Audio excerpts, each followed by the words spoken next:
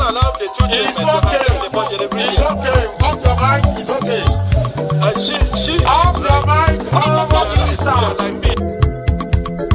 Chai! Now wow, people wey suppose talk truth to power don't off mic. And if we talk, now 500,000 they go summer us, call them hate speech.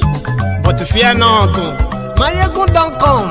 Ingo touchlight every corner, nooks and cranny of all these bad people where they spoil our country.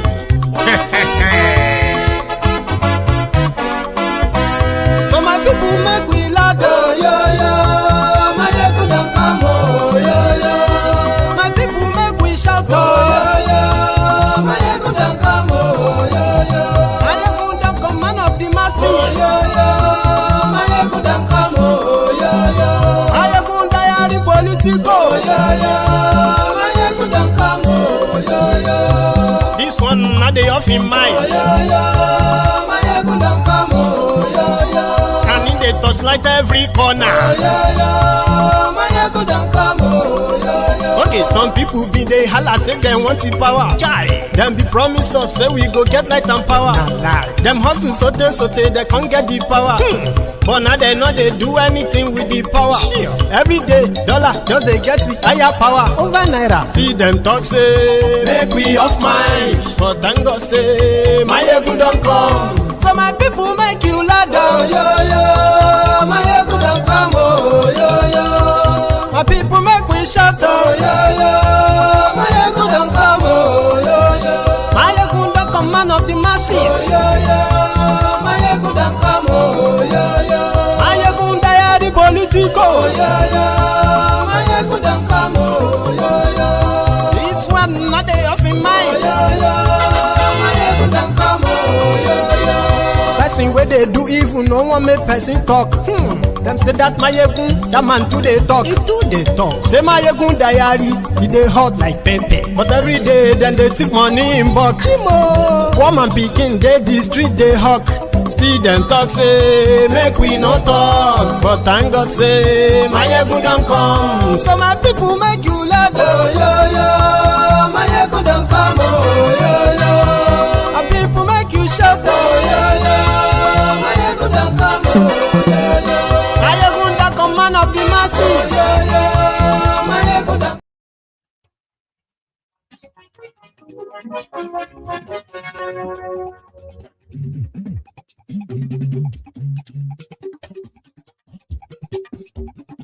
Hello there. I'm a do.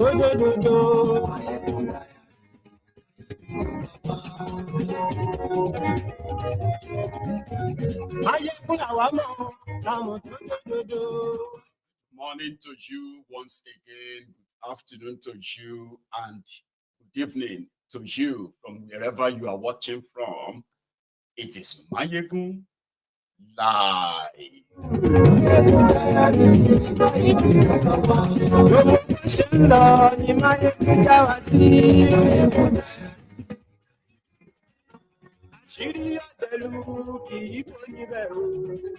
the caption of this broadcast, okay?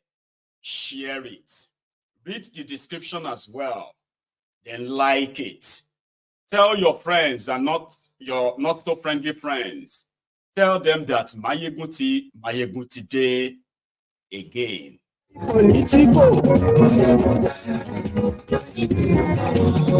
Thank you very much, Iruk. I have started going to the gym once every week as I can manage. And wearing a tighter shirt tonight makes me feel like, oh, I feel good. That's going to look good on me, kind of. I don't mind. The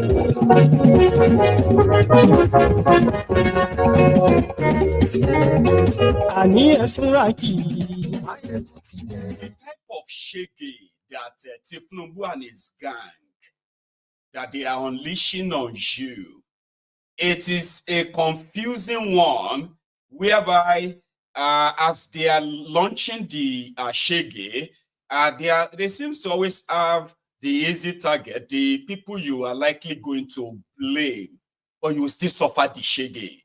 read the caption of the broadcast. And yes, right. Into a body, yeah.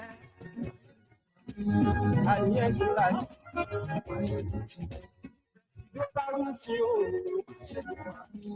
And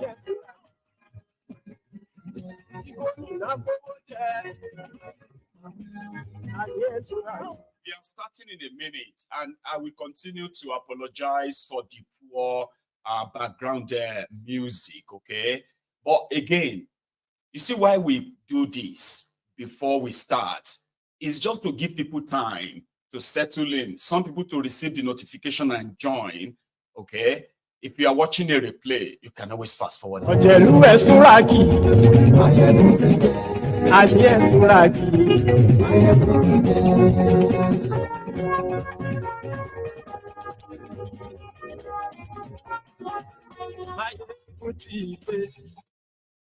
today, okay. Thank you so much for joining me once again from wherever you are watching from. It is Mayegun live for those who are watching live, okay. And I hope you have actually taken your time to read the description, generally the description of the chart tonight, and that is going to be like the table of contents of what we are going to be discussing tonight. Thank you so much to every one of you who has really shared this. However, we will start with the announcement made by the Nigeria Presidency. Now, Nigeria Presidency is the seat of power of the regime, Tinubu's regime. You used to that, right? Right. Remember that Tinubu launched a probe on the Central Bank of Nigeria immediately after Buhari handed over to him. Emefiole was arrested and was put on trial, and then they launched an investigation. What do you call that thing that they have in this America?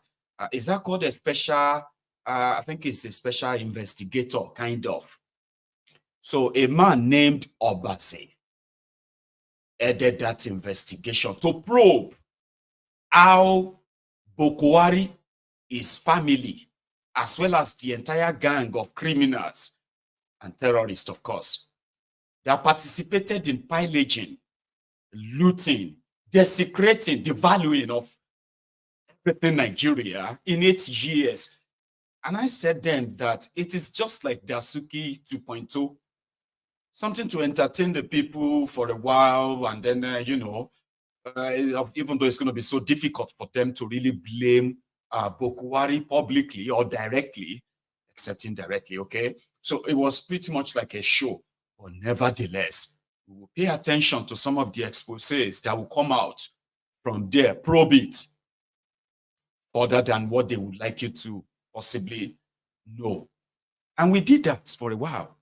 That was the moment we realized that Dangote, that is building a refinery in Nigeria, has entered an arrangement where Dangote's loan, to start with, the loan he took from the European Union investors or so for his refinery, it was Nigeria that stood guarantor as surety for him. So which means if Dangote didn't pay, Nigeria will pay.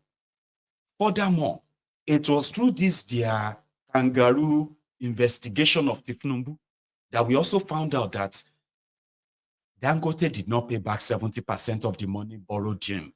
And how much was the money? Over $10 billion.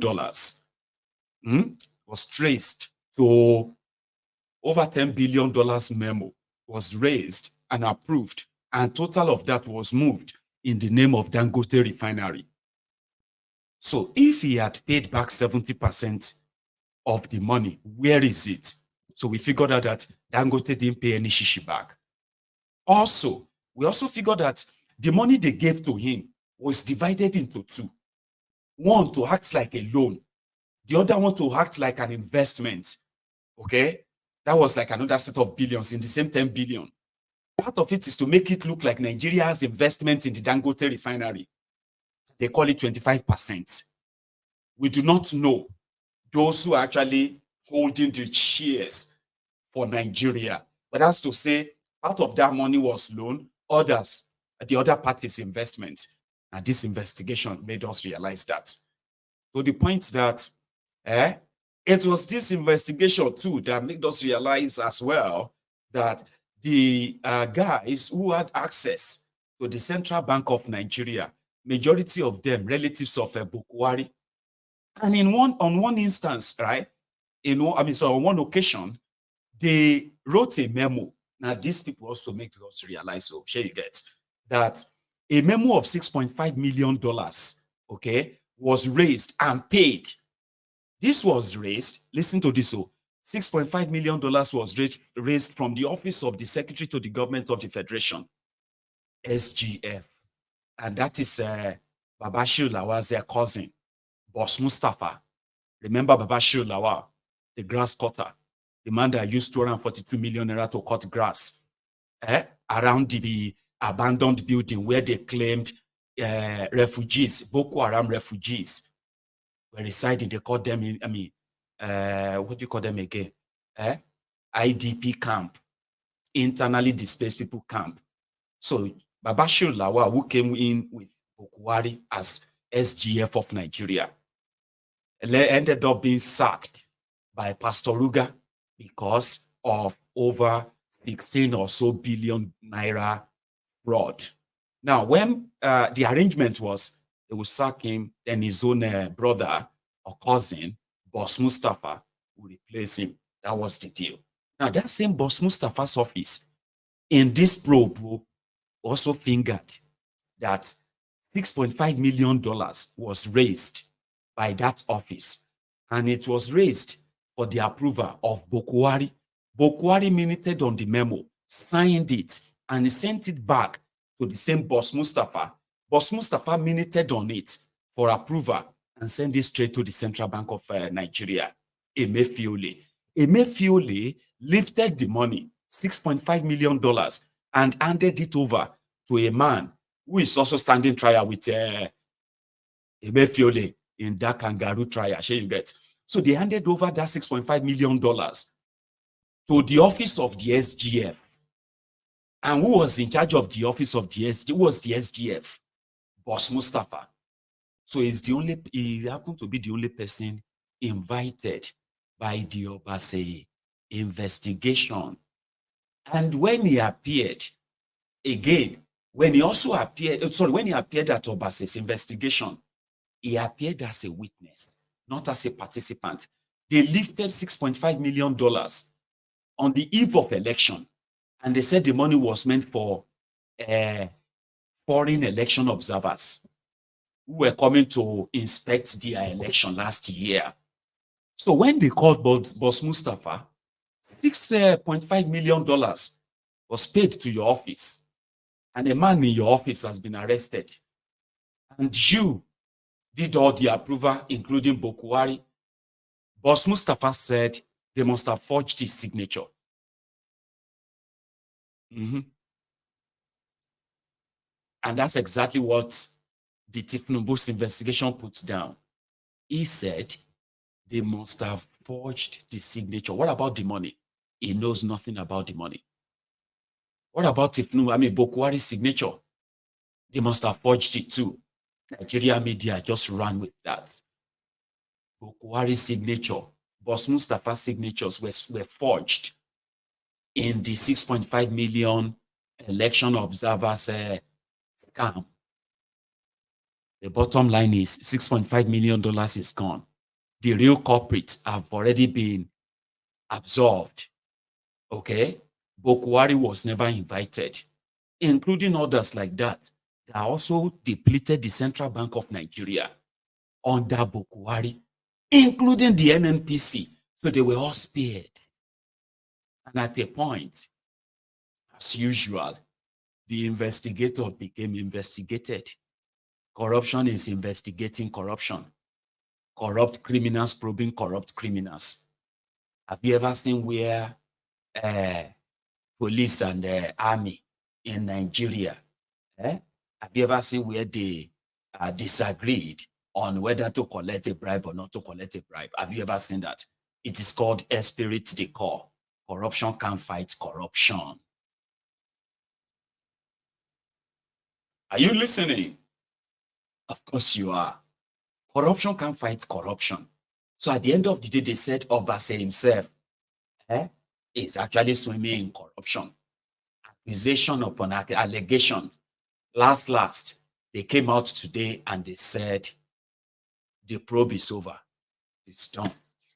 What about the reports? You may never see the reports, ever. It's similar to that of Dasuki, all right? Because at the end of the day, you remember when they were probing Dasuki, that Dasuki squandered $2 billion, the money meant for the fight against Boko Haram. A lot of you believed that because APC, Egbekegbe, really ran you streets. They actually ran you streets. A lot of you have come out of it and you are more angry today because 9 years ago, some of you were actually thinking these criminals will change Nigeria, and discovering that you have been scammed at the end of the day makes you more angrier. When you see other people who are still parroting the defense of these roads, it gets you more angrier, right? You see, when they were probing Dasuki, they said Dasuki, as the NSA, the position that Ribadu is holding today, which is the National Security Advisor to the President. However, there's some certain things that makes them powerful. Money is also included. You have heard about the state governors collecting security votes. In a single year, Nigeria state governors, they are deducting over 110 billion naira for security votes that they do not account for at all. Yeah? But a lot of you never ask about the security vote of the president of a country that has been battling with terrorism. And unfortunately, the same country that used to go on peace mission, quenching rebellion, and then breaking the ranks of rebels across Africa, is now a country that can no longer defeat extremist Islamic terrorists. And normally, the security vote money is not the money anybody accounts for. It was during the probe of Dasuki that we discovered that this year the state governors in Nigeria get or removed security vote from their own allocations every month before they even pay the salaries of anybody. But the president of Nigeria received his own security vote in dollars. Yes, you heard me right, in dollars. It was so huge and so secretive that Goodluck Ebere Jolantan actually put what do you call his name? Dasuki, Sambo Dasuki, in charge of that money. And the money was domiciled in the Central Bank of Nigeria. Guess who was the central bank governor then? Emefiole. Emefiole, as the central bank governor under Goodluck Ebere Jolantan at the time, supervised the disbursement of that $2 billion. But here is what they told people. Indeed, security vote is also for what? To provide security somehow, a special force, a special squad funded by the president to provide security, you will believe, right? But they didn't use it for that. They were sharing the money. Baba, it was also the time that, and some of them in PDP were collecting their share from the office of Dasuki through the Central Bank of Nigeria. Dasuki will raise the memo. Emefiole will load the APC, what do you call that? Is that not called Okay, maybe not a more personal career. Bullion vans, right? Dasuki will raise the memo. Emefiole will release the cash. In the process of raising memo, releasing cash, it was towards the 2015 elections. And somehow, the Boko Haram attempted to kill Buhari in Kaduna, and they missed. And Buhari came out of the bomb blast, roadside bomb, and he came out of the blast unscratched, right? He walked around front, back, everywhere, went back into his car, and he drove off. And that was the news, that an attempt was made on the life of Buhari. But you know something? That's what the news said. Behind the scene, the office of Ribadu raised a memo that Buhari should be given $300,000 and 2 bulletproof SUVs that actually cost Nigeria over 800 million naira at the time, nearly $1 billion. Buhari collected SUV, collected cash. When the probe got to that stage, they canceled the entire, they discontinued the probe. They said if they would, the only way they would probe Dasuki further was to probe him in camera, which means nobody will see it. They will just do it behind the scene and make pronouncements. When they realized that that won't work, they just told Dasuki to enjoy himself for the meantime, because people believe that they caught a thief. They didn't know that the thief catcher is actually Olori Uli. That was Buhari. That was the end of the whole probe. Today, Emefiole, which has been pushed forward, the guy that has been thrown under the bus. I told you, I said, if they really wanted to prosecute Emefiole for his crime, 90% of everybody who took appointment from Buhari, they will be in jail now. No joke, including Buhari and Pastor Ruga. These guys destroyed Nigeria, Baba. Economically, that you can't recover. You can't. I know some of you have this sort of belief that this problem is basically about whoever is in Abuja. You have no idea. The rot beyond Abuja, you see the established rot in Abuja that you see there, which we call federal government, that a lot of you know much about, is just the poster, the poster boy for the real rot that exists in all of the federating units. The rot is so deep that they have become laws themselves. So when you want to start somewhere or something, by the time you take a look at the product you think might be remedied, this Nigeria, because a lot of people, there are people who believe that there's nothing wrong with Nigeria. Nigeria has no problem. It is the Nigerians. Nigerians are the problem. You know, when all these motivational speakers who wanted to play with words. Oh, no. So, but if you say Nigeria no get problem, but Nigerians get problem. In this instance, we are talking about the people trapped in a contraption that is, Jimmy, this geographical expression, okay, called Nigeria, that space. So they are Nigerians, right? They are the problem. Then Nigeria has no problem here then. Like it's reflecting by the Wabi. So, I said if they decided that they really wanted to investigate Emefiole and they really want to recoup some of this money for your sake,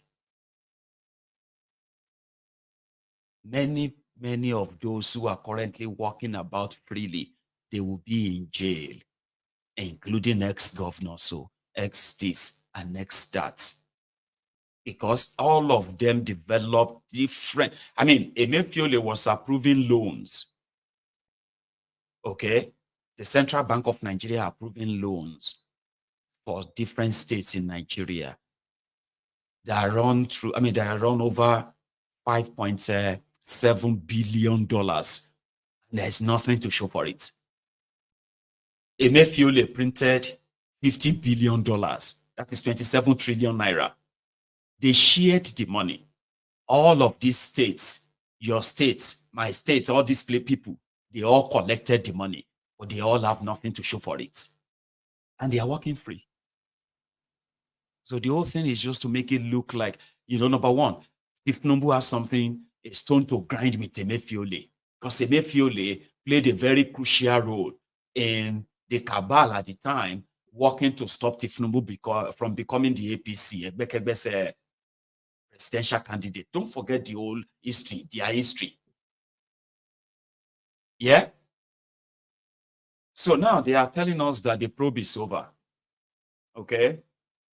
And you may never get the result.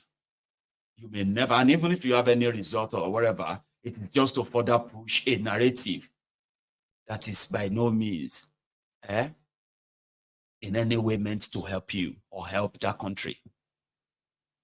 Evil, yeah? Anyway, Koolu met with the business communities, okay?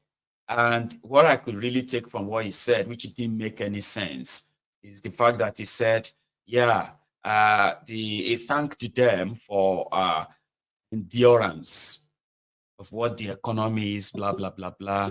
They were having dinner, Ramadan dinner, okay? And he now said something like, Nigeria is, Nigerians, you know your first name, you know your last name. Your first name is spirit. Your last name is endurance. Like, officially, you should be comfortable with the fact that you have the spirit and endurance. Yeah, reject it. I reject it. Abi? Amen to that. Listen to this. I'll start with that. So I'll start with the boring part. Okay? Before we go into some other details. This issue of electricity, tariff increase. Now everybody go collect. Just wait. The organized private sector, I want to say thank you very much. The encouragement.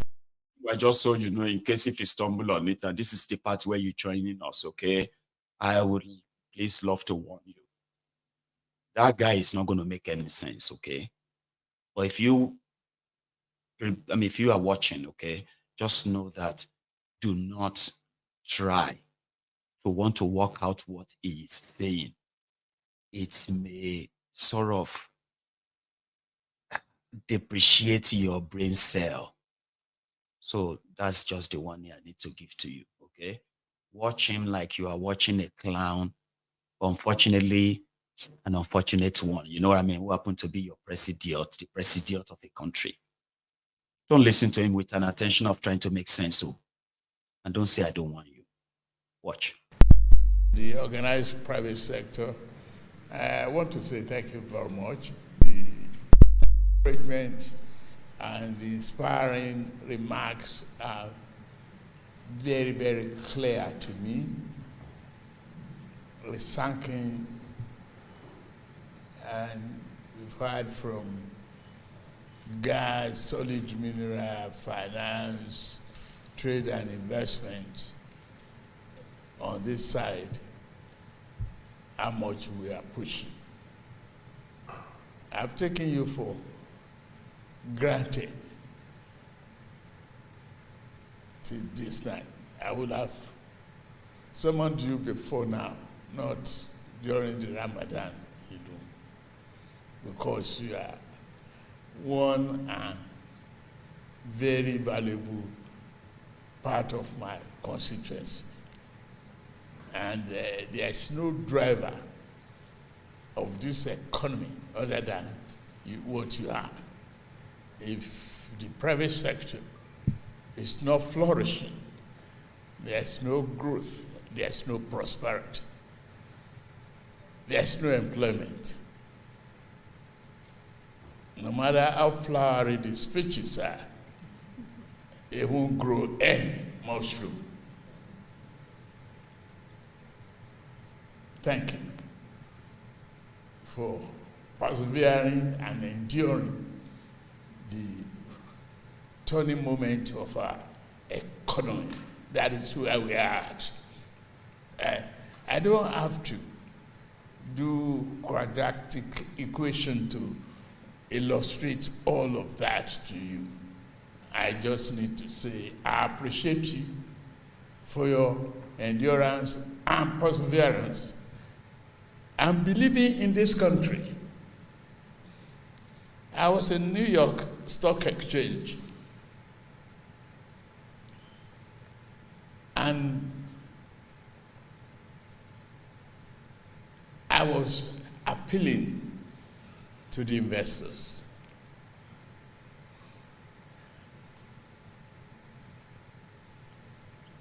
At the end of the remark, I said one thing.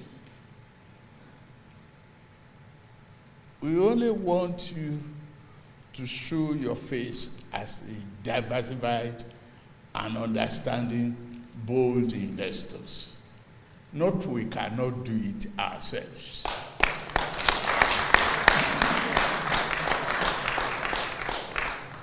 And Tony Elumelu walked up to me, said, "Thank you very much for saying that, making that statement." You think I forget?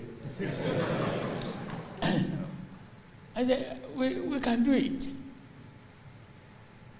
Nigeria is a self-believer and can always deliver on its own. Whatever, they call us in the past, we know our first name and our last name. Our first name is Spirit, our last name is Kandu.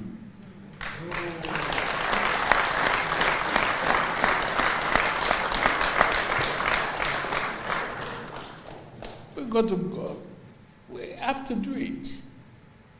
And that's why you are here in this room. I drag the time, wanting to listen, to hear you out.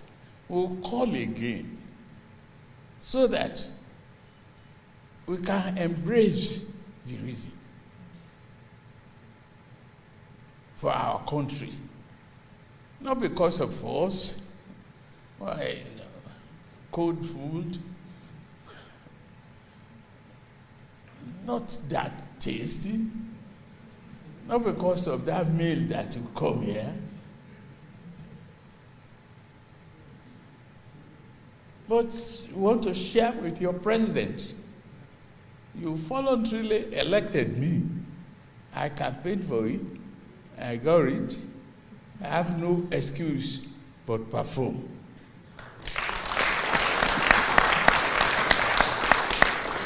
I tell you, I can't complain that it's stressful. But the joy in it is to see that little child be inspired to take the step, but relate it to the economic changes that we are going through. It's a baby step. And your parents, you know when it is, when that baby is taking the first few steps. And that's what we are doing. So that you guide, you take, you put a shovel, and sometimes you shout, you feel nervous about it all. So that the baby will stand upright, not to fall and bruise his or her elbows or legs, so that it can stand firmly and run the race of life. And that is what I believe we are doing here tonight. I will call you again. I appreciate the gesture. And what you have given to me is very, very inspiring to move on, cut the cost, twist the bends, summon courage, and behave rightly. Save the money, but push the economy. We will be there. There are some countries that have failed There are some countries that have succeeded. But in your time, in our time, in my time, all of us must work together to succeed. Thank you very much. 70 years old man. 70 years old man. Nuisance Lele. Nuisance Lele. I'm sorry, right? Like, I was actually really laughing, honestly, when he's trying to find his words, and it's just like, I warned you. I did. I warned you. I said, don't try and understand him. Somebody said, or he's actually making sense, Omayegu, to some mad people. Can you not listen to people clapping? I mean, like, come on now. That's 7 minutes of your time that you just listen to Koolu there. Eh? Did you make any sense of anything he said? Because, okay, like the usual one, okay, the baby step is all baby step of pain. And they are all, I mean, there are parents in the room. So you all know that sometimes you shout when you are trying to raise a child. Sometimes you shout, sometimes you... But I just don't know when we have to stop a child when we are raising a child. Like, you know, normally, right, as parents, okay, yes, you have to, when you are raising a child or a baby, first, you know, they can't do anything themselves. You have to do it for them. That is subsidy, okay? And then, you know, once they begin to understand and communicate and the rest of that, even from day one, all right, you still have to be subsidizing them as parents, okay? And when they get to the stage where they can now communicate, you also have to also feed them well so that they can grow very well in every part of their developing body and system with good food. You don't feel raise any child that is not well fed, that is not receiving good medical attention, okay? A child that is that they're born inside the bush, running away from terrorists and all of that stuff. So even if they escape and the baby that break his leg and at childbirth and all of that, because that's what Nigeria is. So now the child is not even well fed. And we all know that if you don't feed a child well, they will have a wrong growth. Abi, well, I'm a father, so I can tell you that if Tinubu is mad, and indeed he is making sense to mad people, because this narrative of baby pain of this, baby pain of that. Okay, we understand baby pain. What about the baby walk, baby step? Eh? There are many children in Nigeria that are kwashiorkor, or they have polio, or they have something that you know, crippled them because they didn't have access to proper medical care or proper food. We have some of the dumbos who are like, they did not develop properly.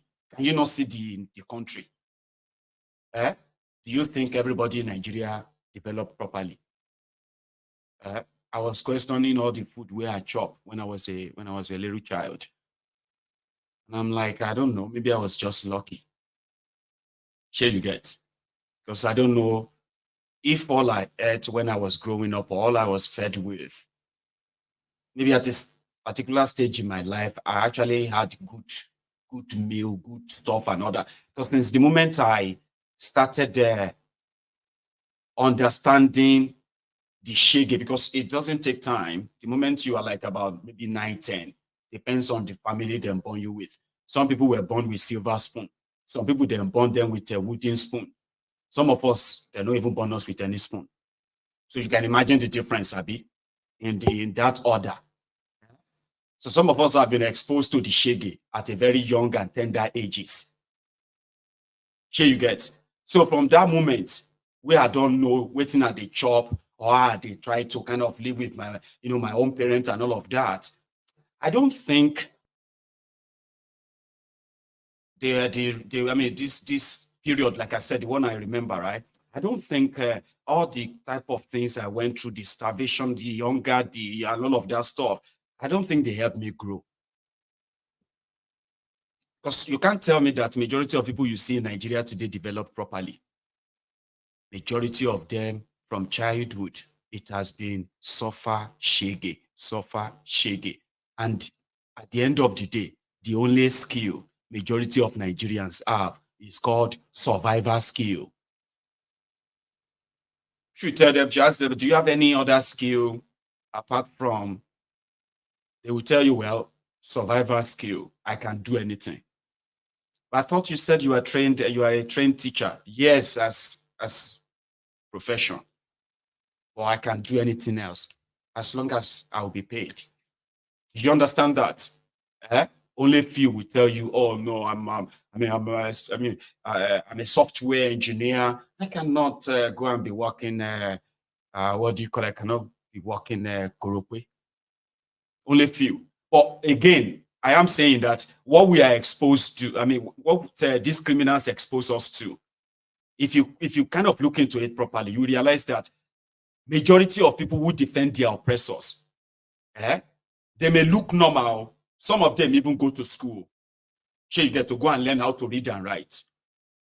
Nigerians, but do you really think all of us developed properly? We did not develop properly, and it is playing out. And that is why when Tinubu is talking and somebody says he's making sense, it's making sense to mad people. Because all this working, this analogy of childbirth, baby walking, and the rest of that, we have children that are well fed. And within a year, they will show the prospect that they are going to walk soon. A lie? Can a lie? Tinubu has been there for 11 years. Nigeria was barely cozy, almost dead. Now, people are barely living. And they are telling you that it's baby step. You wave don't cripple, everywhere don't cripple, like everything don't like that. And then they tell you, say you won't take baby step. So if Tinubu is mad, but it won't be the first time that a madman is going to lead Nigeria. Remember this weary. Buhari ti sọ̀rọ̀ àti gbọ́. Buhari ti sọ̀rọ̀ àti gbọ́. Buhari ti sọ̀rọ̀ àti gbọ́. Buhari ti sọ̀rọ̀ àti gbọ́. Ó tún yá ṣe bàbá, ṣe Buhari, ṣe bàbá, ṣe Buhari, ṣe bàbá, ṣe Buhari. You don't see them there. The mukus who went there because of 500 naira, 1,000 naira, they are those who are shouting a being power today, because they also stood there during the time of our local on your mom. You know that one? On his man debt, they shall die. On his man debt, they shall buy. Young ones, so happy to burn their future. Happy slaves. On your mandate, Bola, on your mandate, Bola, on your mandate, we shall stand. On your mandate, we shall stand. On your mandate, on your mandate, Bola, on your mandate, Bola, on your mandate, we shall stand. On your mandate, we shall stand. For your mandate, they shall stand. Majority of them no please stand anymore. Shaking are your mates. Hunger na anybody's mates. And then come they scream now. We voted for you. Which kind of life be this? Electricity bill is high. We can no longer feed anymore. This is not what you promised us. Blah, blah, blah, blah, blah, blah everywhere. As if to say I should begin to catch emotion. So, sorry. It is true. This whole thing is too hard, do and all of that stuff. Don't take them serious, so they will do it again. Oh. Okay? Do not fall for those who will tell you they have changed. They did not know that this is what Tinubu will do. This is not what APC promised them, as if to say he promised them anything. Do not catch feelings for bad starts. but idiots. Remember that, oh, it is for your own good, oh. They are leeches. They are people who want you to be or become what they have become. They are wondering why you are not complaining. And because you are not complaining, even though you are going through the same thing, but you saw it coming, right? And they are lamenting everywhere. Ebi power, what is all of this? Which kind can be this? They are angry that you are not hungry or you are not showing it. Have you not noticed that they are angry that they are like, so are you now happy that the everything is, we know that some of you are happy that this country is hard. This is this, you know, like they want you to feel guilty that something you personally rejected and did all you could to never be part of. Now that it is currently consuming almost everybody day by day, they are angry that you are not hungry. I've seen them everywhere too. Like, this was you are happy that people are suffering. Abi, what is funny? They let us all know that, you know, we are all trying to make our country great. You want to make Nigeria better. You supported the APC. You were sharing rather. You want to make Nigeria better with what APC did to you. You joined them in the tribal war, in the ethnic championship. Some of you are sharing. You know if you finish for una body, you know they finish for madman body, may no remain. Hey, kai, like they say in Yoruba, when you were being sucked into this, your tribal, ethnic, this and that, you were like people caused, sort of like people who are like deranged. But some of you are mad now. There are some people are not crying like some of you are, or sounding like they are mocking you.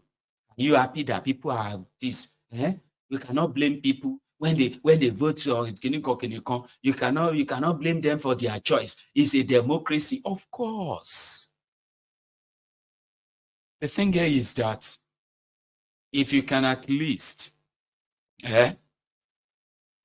remember that what you wished for yourselves, whether you think it through or not, the consequences you must take responsibility too. And if you don't want to, we will shove it down your throat. Electricity tariff. Everywhere don't blow now. And guess what Benkele Messi had to say about that? I'm coming up. Bitter truth that we also need to tell ourselves as Nigerians. We are all Nigerians. A few people are only privileged to sit on the high table there. We are on the same level. We must be able to talk the truth to ourselves. We don't have the culture of consumption management in this country in terms of power, just because of the cheapness of the tariff we pay in power. A lot of people come back from work, they want to have dinner, or they want to play with their colleagues down the road. They switch on the AC for the room to be cooling before they come back. Yes, some people will be going to work in the morning. A freezer has been left on for days. They will still leave it on when all the items in the freezer are already frozen. And 5, 6, 8 hours of their absence will not make it to the freeze. They will still leave it. It will continue power. Just because we are not paying enough. We've all been overseas before. We know how conscious the power consumers are to consumption of electricity. Bitter truth that we also need to tell ourselves as Nigerians. Nuisance lele. Total nuisance. That is the Nigeria Minister of Power. Now let's before we go into banters and all that, okay? Let us take a look at the announcement for the sake of those of you affected, understanding what has befallen you? And according to them, they are going to still increase it. Okay? So we will start with the minimum wage in Nigeria. Minimum wage in Nigeria is 30,000 naira. Okay? And electricity cost in Nigeria, when these criminals came in, was 30 naira per kilowatt. Then economy tumbled, it became 66 naira. Okay. Now these guys said it is the cheapest in the world. In America, in the UK, in Canada, and a few other places that people sampled. I'll tell you what they found. For example, in the UK, when you convert our money to what a kilowatt is, a kilowatt cost in the UK, convert it to naira, it will give you 165 naira per kilowatt. Do you hear me? 165 naira. If you check that of Canada from what we heard, when you convert it to Nigerian naira per kilowatt, the electricity in Canada, it is put at 122 naira. If you convert it to Nigerian naira, that's how much it costs per kilowatt in Canada. In the US, from also, people compared. When you convert the cost of a kilowatt of electricity in America to naira, it will come down to somewhere around 140 something naira. It's under 150 naira per kilowatt. Okay. But in Nigeria, it was 66 naira. And it has now been increased to 225 naira. But the scam runs deep. In Nigeria, the electricity board decides who pays more. And according to them, they have customers who pay more. And only 15% or 15 million, according to them, 15 million customers, this announcement will affect. The other customers will not really be affected because they are in a band of people that have been ascribed a certain hours of electricity a day. Now, I'm coming back to that, but don't forget, the minimum wage in Nigeria every month is 30,000 naira, okay? The entire country, all right, according to their central bank, 90% of Nigerians do not have 500,000 naira in the bank. Yes, those of them who have bank accounts. 90% of 210 million people do not have $400 in their bank accounts. Okay, like individually. And they also said it's even worse. All right. And let's even leave that. So talking about exchange rates, the cost of this electricity and the minimum wage. So in the UK, minimum wage per hour is somewhere around 12 pounds sterling. And if you convert, hang on, and if you have minimum of at least 36 hours for a full-timer and 20 hours for a half-timer, people work half-time or those who work full-time. So full-time means in a day or in a week, you stand the chance of having at least 10 hours of job, kind of. All right, even more, right? Or put it this way, in a single day, in the UK, and you are working for, let's say, 4 hours a day, multiply that by 12 times 4, that should be somewhere around 48 pounds. Now, that's for a single day, for somebody who is working a very short hour, all right? Now, that person will pay somewhere around, 2 pounds overall for their electricity for the whole day, However, if that person worked for a whole month, they will likely take home more than 1,200 pounds, okay? And in the economy like that of the UK, that person will still be able to pay their bills. But in Nigeria, here is the problem. Your minimum wage, which is still, 30,000 naira, they haven't decided on that yet, means that to power your household, for example, an apartment, if you were paying, just for example, if you were paying, let's say, 5,000 naira, with this increase, right, you begin to pay something around 25,000 naira, okay? However, the explanation they are giving now is that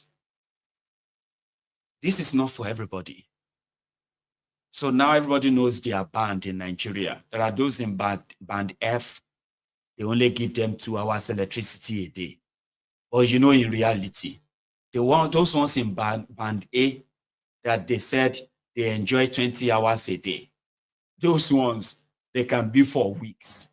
They can be for days without electricity.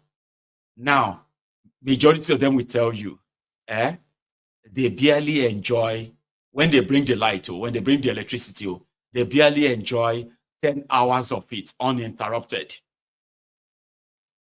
But the circular says they are the target, they are the customers who pay well. So these pay well customers, for instance, who used to spend 500, let's say 400,000 naira on electricity, now they will be spending about 1.2, 1.3 million naira on electricity. If they were spending about 50,000 naira on electricity before, they will be spending between 170,000 naira and 190,000 naira on electricity every month. These are far off the minimum wage. So those ones are now saying, when did you give us those 20 hours electricity? Like it is like that every day. When? So what they now believe is that since this increase, right, this is what will cause problem now. Before now, people were paying for darkness. Now they will pay more. But the man in charge, which the video you watched earlier, I'm going to replay that video. Okay? Continue to tell everybody that, listen, the government can no longer subsidize. I have no idea that they are subsidizing your electricity. I have no idea. I know they have sold your discos. They were keeping the GENCOs. GENCOs are like the generating companies, electricity generating companies. Discos are the ones they call the distributing companies. So that one is it's kind of owned by private sectors or so. The generating companies are owned by the government, majorly, I believe. So where are they subsidizing? Is it not what they are generating, they are selling? So if you are generating electricity and you are selling them to the distributing companies, so that is you. So you are the one who wants to collect more money. It is not the distributing companies. So whatever that even means, they have people already explaining on their TV, people like this guy, if you don't mind. Yeah, the electricity tariff increase that has been approved by NEC yesterday, as you have said in your introduction, will only affect the customers in the highbrow areas, the mostly manufacturing industries, as well as people who are, quote unquote, predominantly able to pay for premium power. All other customers on the remaining bands, that is to say the rest of the consumers, other than this 1.8 million people or customers, will not be affected. Okay, let me come in there. So there are different bands. What you have just said, doesn't it even pose a problem? As you have explained that it will affect mostly maybe companies, manufacturers. You need them, right? It's become more expensive. Isn't that an issue in itself? Ideally, that should not be a serious problem, because in the absence of grid supply, reliable and adequate grid supply of electricity, these institutions, the companies you talk about now, use alternative sources for powering their systems, their companies, for their operations. So they use diesel to power their operations. They use gas, so self-generation, and perhaps solar. What that does for them is about 300 naira per kilowatt hour to 400 naira per kilowatt hour, depending on what that manufacturer is using. So to bring it to somewhat half the value of that should reduce their energy cost, provided, of course, everything is well implemented, i.e., they get the form of reliable power supply. And when we say reliable power supply, the voltage has to be right, the frequency has to be right. Yeah,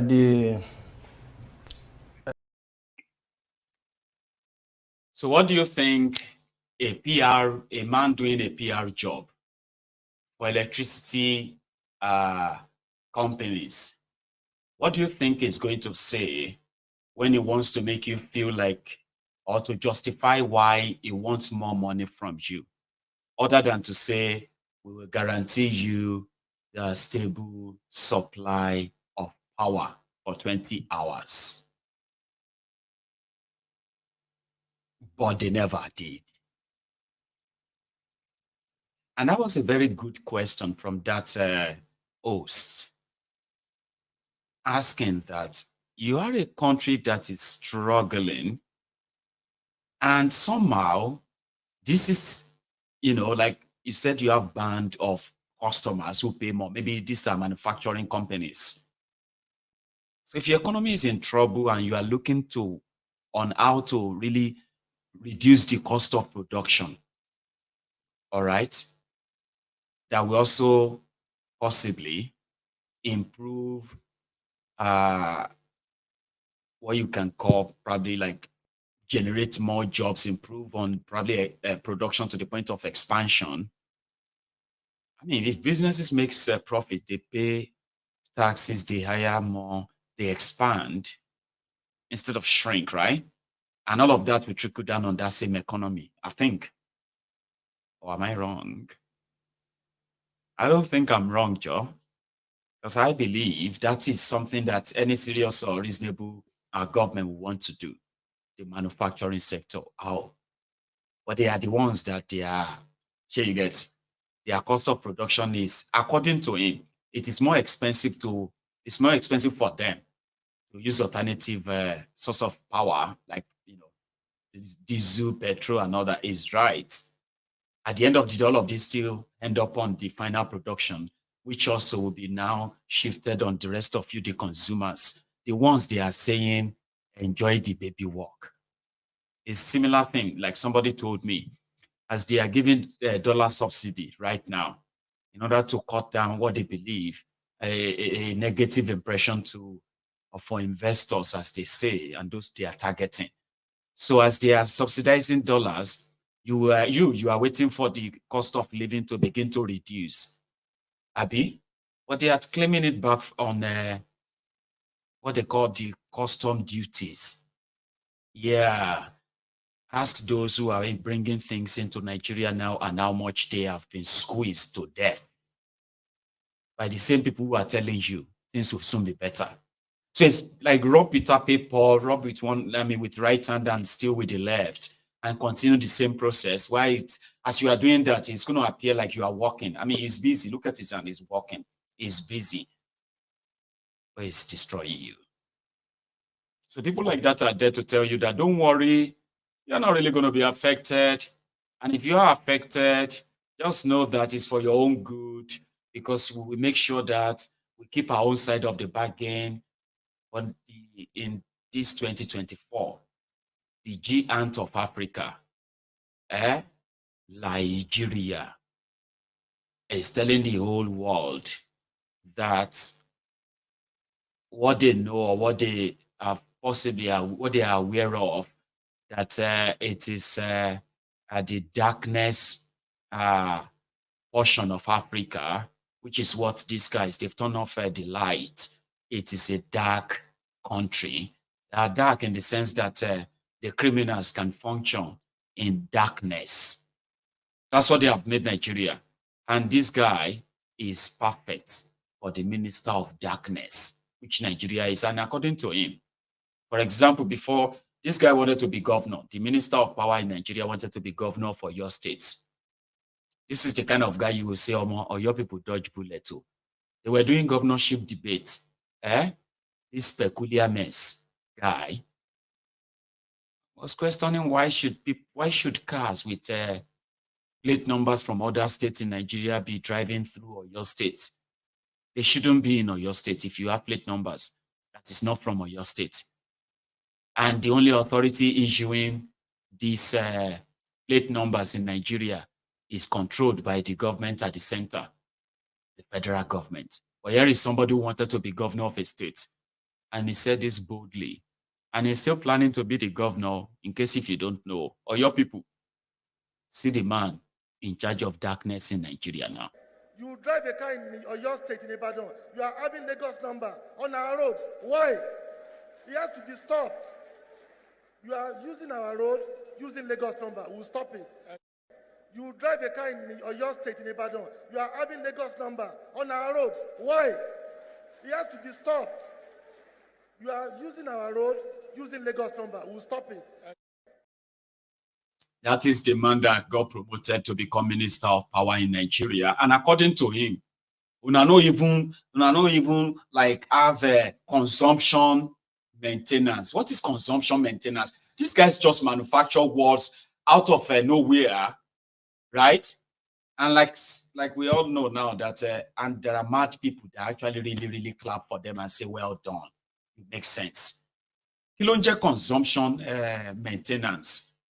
When it comes to keeping your food fresh, having 24 hours electricity, if you can pay for it.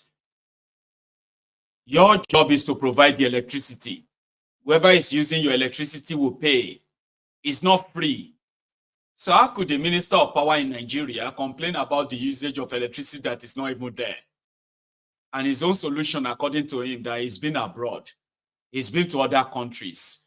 The Nigerians will switch on their AC. I could live on my eating. Now me they run now my money they run. I can leave my eating on for days if I can afford to pay the bill or cover the, I won't be stupid too anyway. But the electricity is there. If I want, I could put on my AC and leave it on for months. Yeah, I can leave it for a whole year. Now me go pay the thousands of dollars, I be thousands of pounds sterling bill. If I pay it once, I will never forget to turn off my heating when I'm going on holiday. It is not the business of a minister of power or anybody in charge of power to come around and say, why did you leave your heating on? I will know myself that you must never try that. And I know a lot of people that will leave their heating on and they will go on holiday. And that holiday, they won't really have any peace of mind. They won't enjoy it because they will remember their gas is running back home. But the Minister of Power in Nigeria wants you to turn off in a country with over 40 degrees Celsius of heat. The minister wants you to manage the electricity they can provide for you by turning off your freezers, because that's how they turn off freezer abroad. You see what I'm saying? And there are idiots in there who will say, yes, it's true. I mean, people don't waste electricity abroad. They are always that is electricity that is available. Una no even get them. Your national grid is collapsing. Dakudaji. You are talking about people turning off this or turning off that. Waiting you. Irritants. Bitter truth that we also need to tell ourselves as Nigerians. Ashiri said bitter truth. You know, that is what mad people in Nigeria usually say sometimes when they want to say something stupid. The bitter truth that we don't like to hear. Our people, we don't like to hear the bitter truth. Now, when you listen to the bitter truth, it will just be like, Ebola, we're eating water along. We're not the minister. If you have no, I mean, if you are doing research on how mad people are in charge of, how could mad people, mentally deranged people, be in charge of decision making for countries? Or you haven't been to Nigeria, Abi? Where they don't rule, where they don't follow. Ilu wiri. Bitter truth that we also need to tell ourselves as Nigerians. We are all Nigerians. A few people are only privileged to sit on the high table here. We are on the same level. We must be able to talk the truth to ourselves.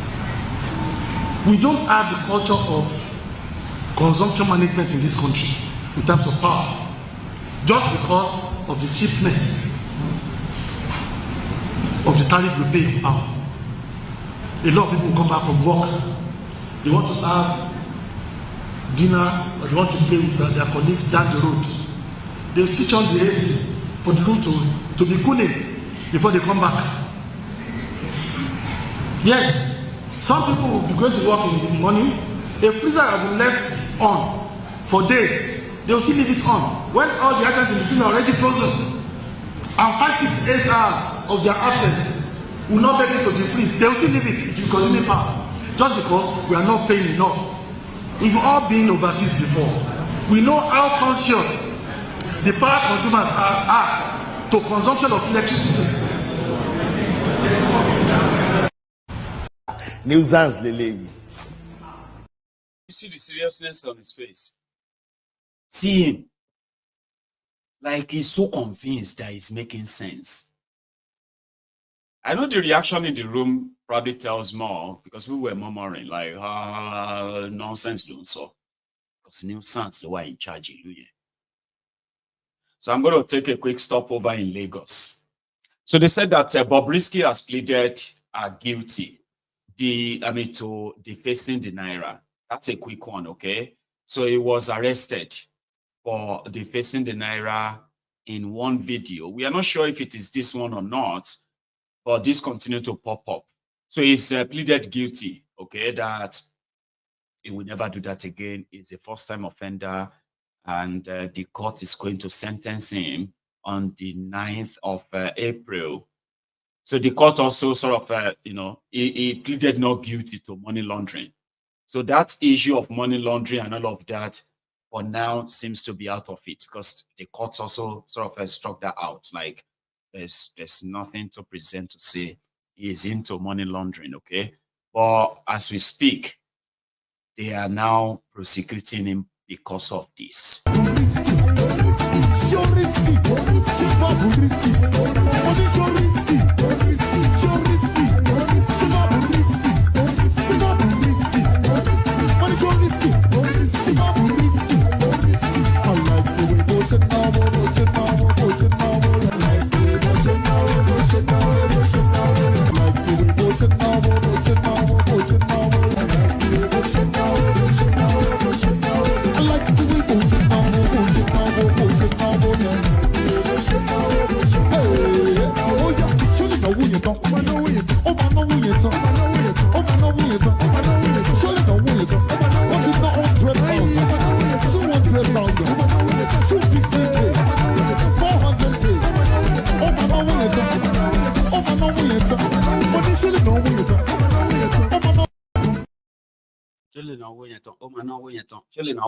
Nigerian, and that's Bobrisky, by the way, a cross-dresser, a Nigeria cross-dresser, which was arrested by the EFCC, the Economic and Financial Crimes Commission in Nigeria, and he was in court today.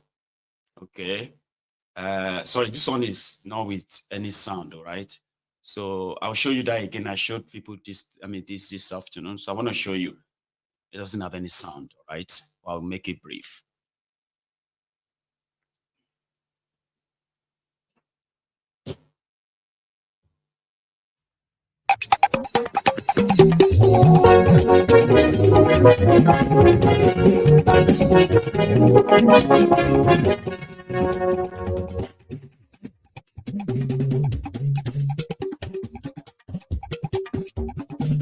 Ayégun làwa mọ̀ làmọ̀ tó lódodo.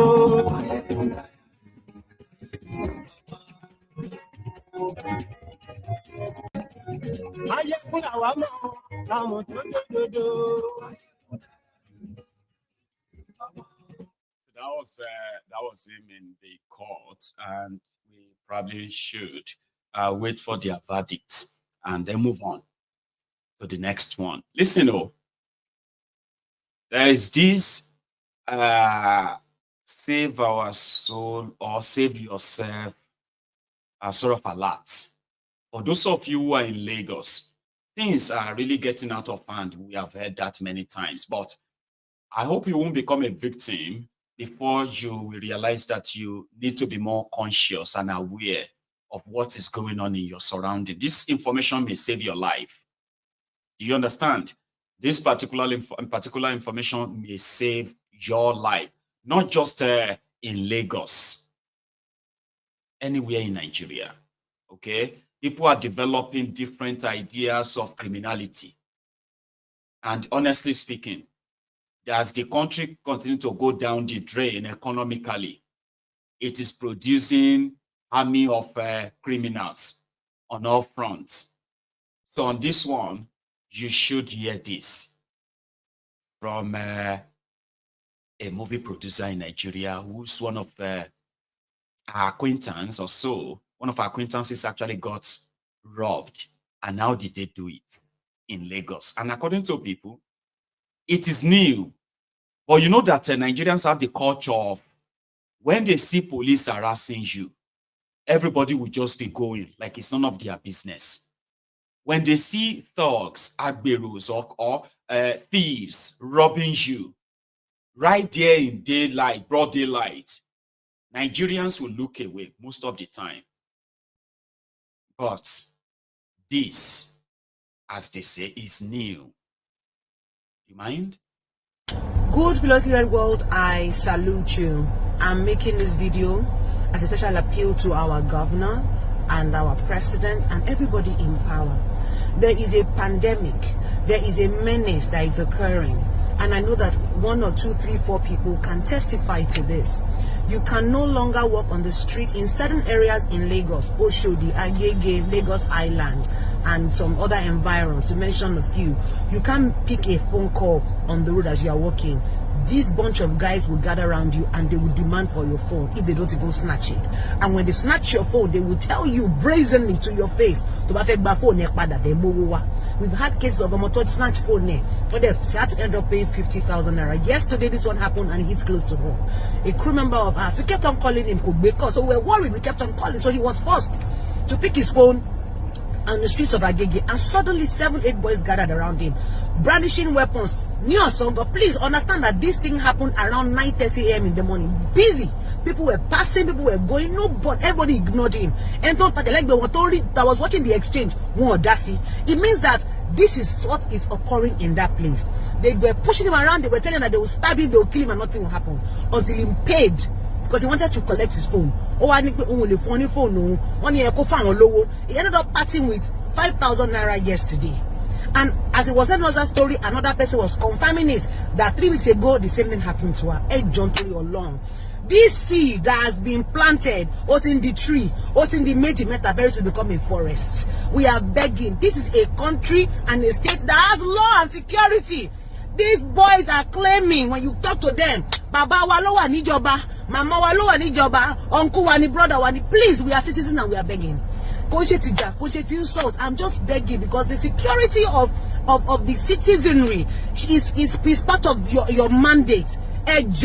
These boys are becoming brazen, attacking people in broad daylight. Broad daylight, everybody, demanding, exploiting, extorting, threatening. We are not safe in our cars if we think that this does not concern us. Wanting con window already. We are not safe. So please, I beg our governors to please look into this and nip this rising menace. But why? It's a whirlwind right now. It's become a typhoon. So I'm begging. Thank you so much, sir. Thank you so much, ma, for looking actively to this case and helping us to nip it in the bud. These boys cannot be doing like this. This is a country with law and security. God bless you. Continue. 70 years old man.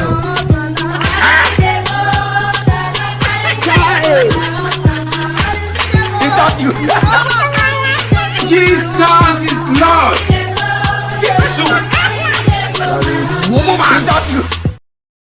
Carry me, they go. Daddy, carry us, they go, your family house, wherever. Auntie, thank you so much for raising awareness on that.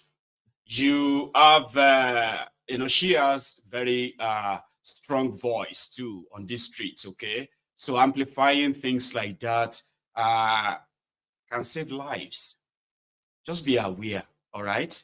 Don't be say like, things are different from you being aware, kind of say, okay, in Lagos, so they will snatch your phone. No. This one is, you are not flashing your phone, you are not displaying anything, you just got a call. Once you pick that call, and unfortunately, that could even be like a life and death call. That is the reality today. The Lagos, what do you call it? The Lagos Third Mainland Bridge was shut down, I think, about 4 months ago, because that's what the news says. They've shut it down for 4 months for a repair. And a lot of people have been making videos like, oh, this is beautiful. Oh my God, this is wonderful. I've seen videos, if nobody says some of them are just putting music, I would have shared some of them with you. It looks beautiful too. Great job, yeah? But do you know that there are already deranged, criminally minded, supposed Nigerians that before they open the bridge for everybody to use, this one they've taken their saw and spanner to take and steal the railings. Railings don't share fix. Again, they cut this one. Newly rehabilitated or newly fixed bridge. And somebody is already there before they open it to remove railings. As you can see, this is the road though, and they haven't opened it. This is the bridge. So these guys are cutting the iron, even the street light iron. These are the things that they are cutting. So I think Lagos State government, you got to think fast or do it fast. These people are very bad. They are cutting the street lights. Ẹ jọ̀ọ́, ẹ tètè wá nǹkan ṣe sí o. Wọ́n tó gé gbogbo ẹ̀ tán o. Àwọn security ló mú wọn o. Wọ́n ti gé gbogbo eléyìí already. Ṣé ti rí i? Now you don't call this one, you don't call that one. Now only this one you call. Okay, never reach that side. You don't call that one before. As you can see, this is the road though. And Pastor, oko ọlọ́pàá ń ṣọ́ pastor. Àwọn ọmọjọ sticker ló ń ṣọ́ wa. Àṣé kò rí pé orí wa ti burú. Ìwọ má dídá o, ìpápá ẹ̀dá rin. Jẹ́ kí wọ́n Bible tó ń jẹ. Kò jẹ́ gbèsè àgbẹ̀tọ̀ àbí kò gbẹ́rì tí kò gbé tí a fẹ́ jókòó tẹ̀ rà. Gbẹ́rì tí bá yọ píù. Àwòyí àárín. Mo mọ̀ ní pé wà nínú Bible pé ìgbà tó fẹ́ mú Jésù kọjá ní àárín òun ògèrí Jésù. Kí ni Jésù lò? Àfẹ́ rí lólo. Ìwọ má dídá ayé bàjẹ́. Did you see that? It's not always about the rogues who are like looting, as you can see. Even where they fix infrastructures, there are lunatics in Nigeria who's only Papa, I want to G-train. Did you not see the video when I showed you the video of people who stole Nigeria railway train coaches? You know that those coaches on the train, that the train will be dragging and like that. Papa, when your G coaches Iluoshi, and it's not just all the criminal leaders, so lunatic citizens. But in a place where you have the law that works, right? All of this can be taken care of without a blink. But here is part of how they are contributing to it. When election is coming, politicians will be buying Okada. They will be buying bikes to give to the citizens as empowerment. Whenever the election is over, they will begin to go after them and confiscating their Okada. Remember, they have no real training, no real skills, other than for few who went to who actually passed through schools, who can read and write. There's no real system in that country that really train people per se to sustain it. I mean, to sustain themselves, no? But politicians will buy tens, hundreds of thousands of motorcycles as empowerment during election.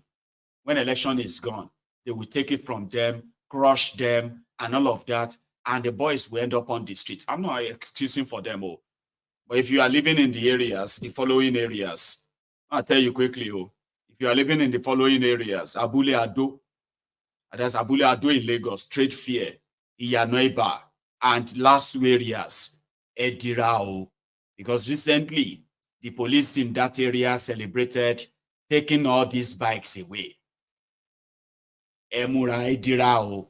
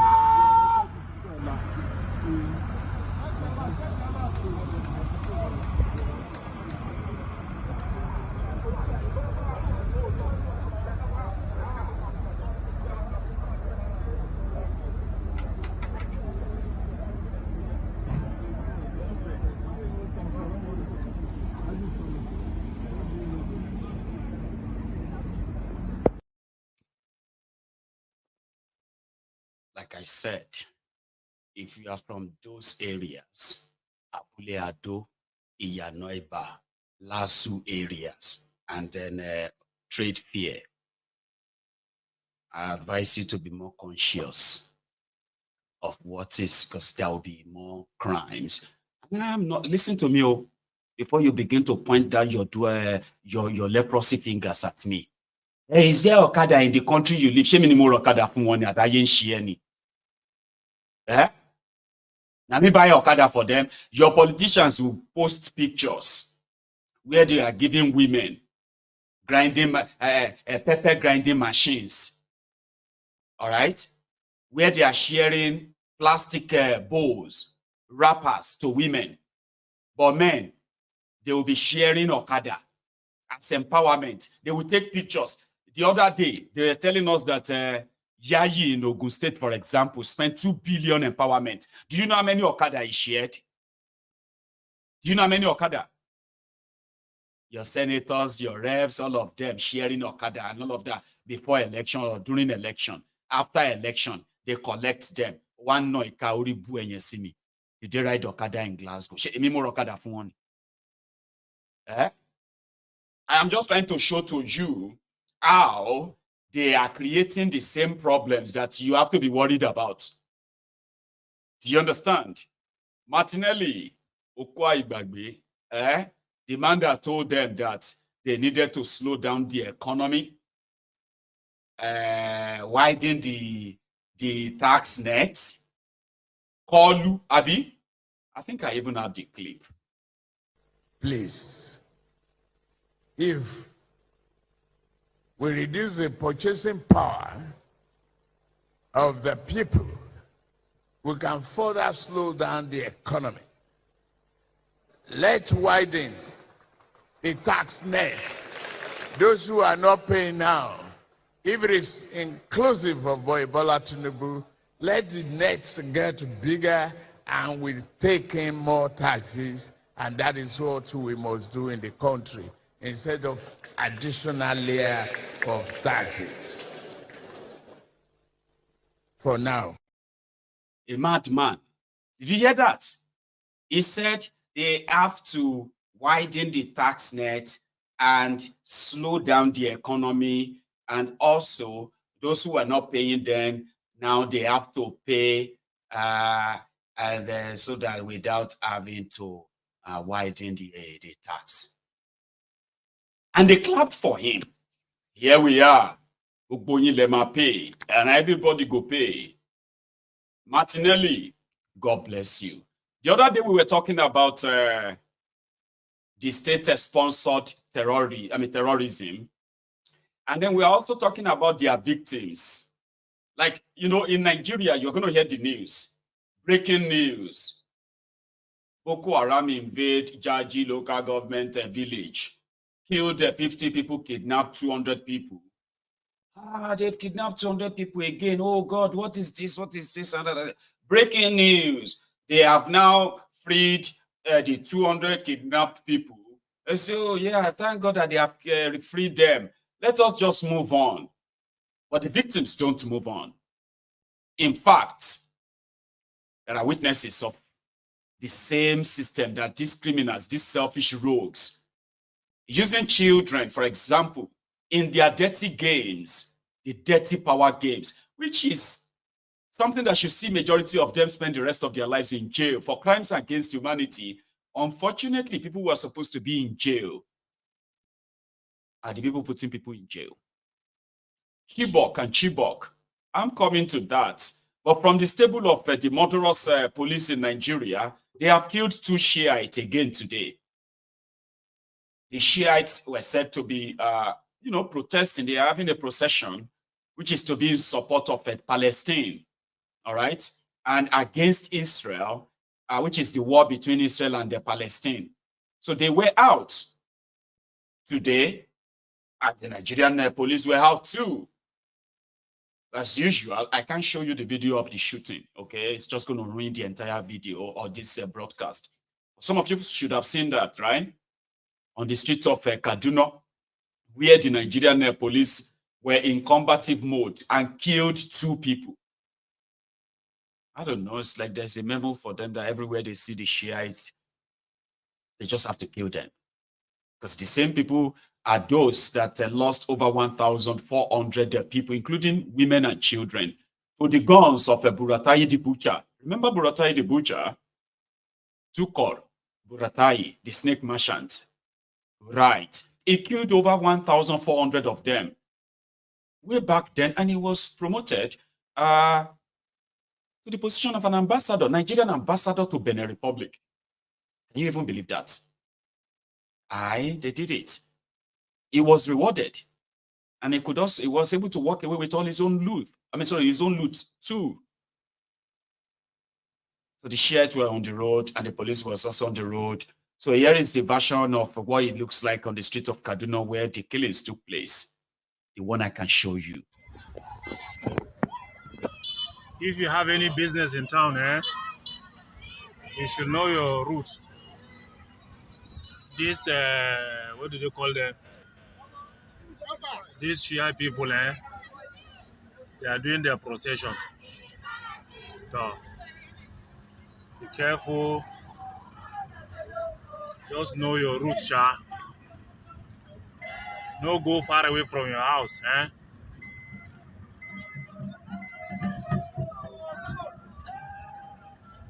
So, yeah, we don't tell the whole road, Amadu Bello way, is blocked completely. Take another route, advisably. You don't fool everywhere. No road. Take alternative route. I don't fool everywhere. Oh. I don't fool everywhere. Never know say them much like this. All this place are them. Oh, no road, though. No road. So for those who know the Shiites very well, they are loyal to Iran. Okay? They do not really have a relationship with Saudi Arabia. They are Shiite Muslims, not Sunni. And for those who probably do not understand the politics of the Sharia North, there is a political sort of, I don't want to call it a disagreement. Can we call it rivalry?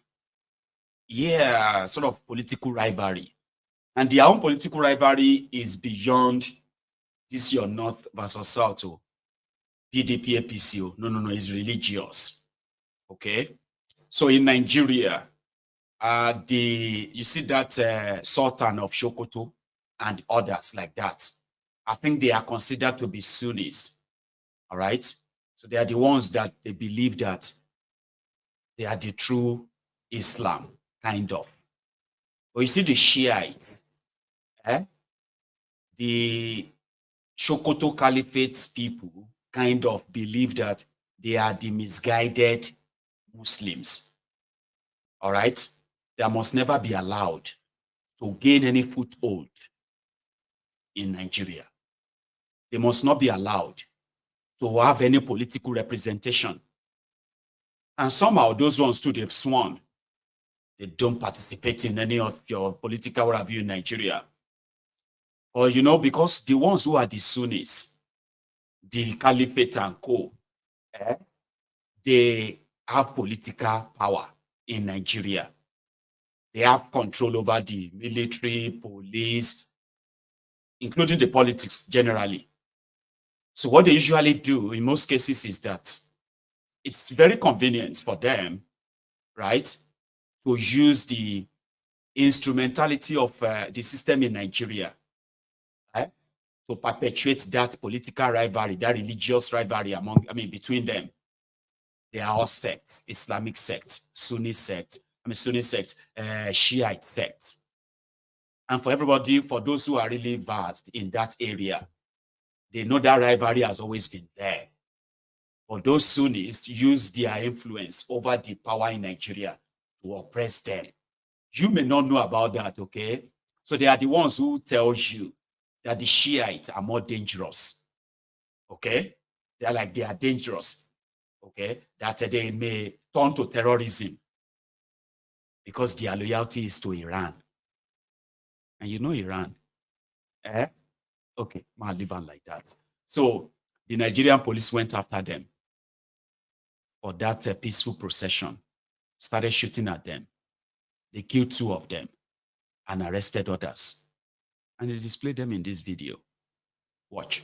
Today we have encounter with IMF members, which, as we earlier know, that the IMF has been proscribed since 2019 by the government and has been banned from holding any public position except until they have the approval by the police. And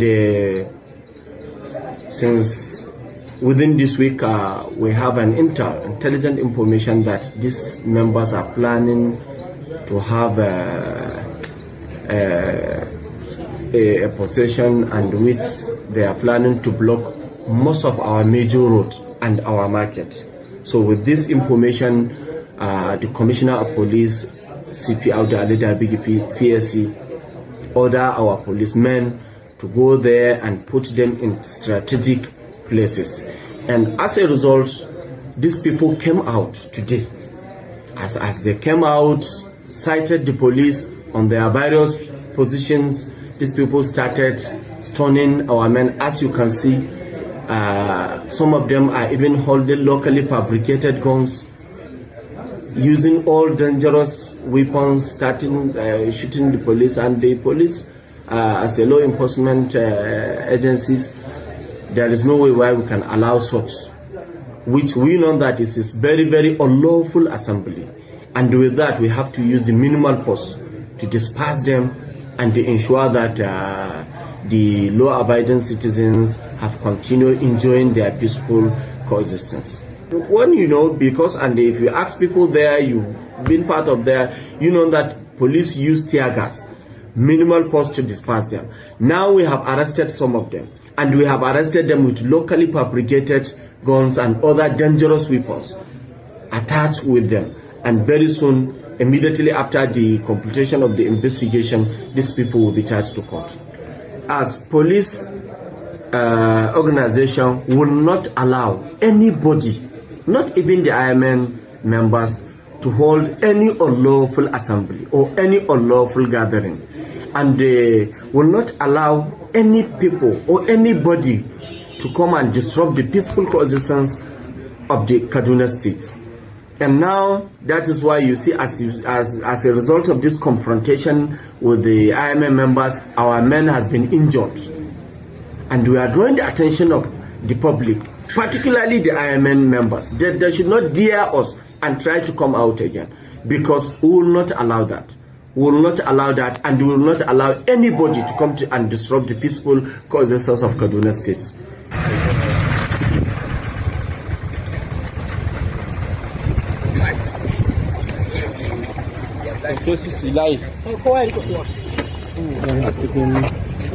They wanted to even break our outpost.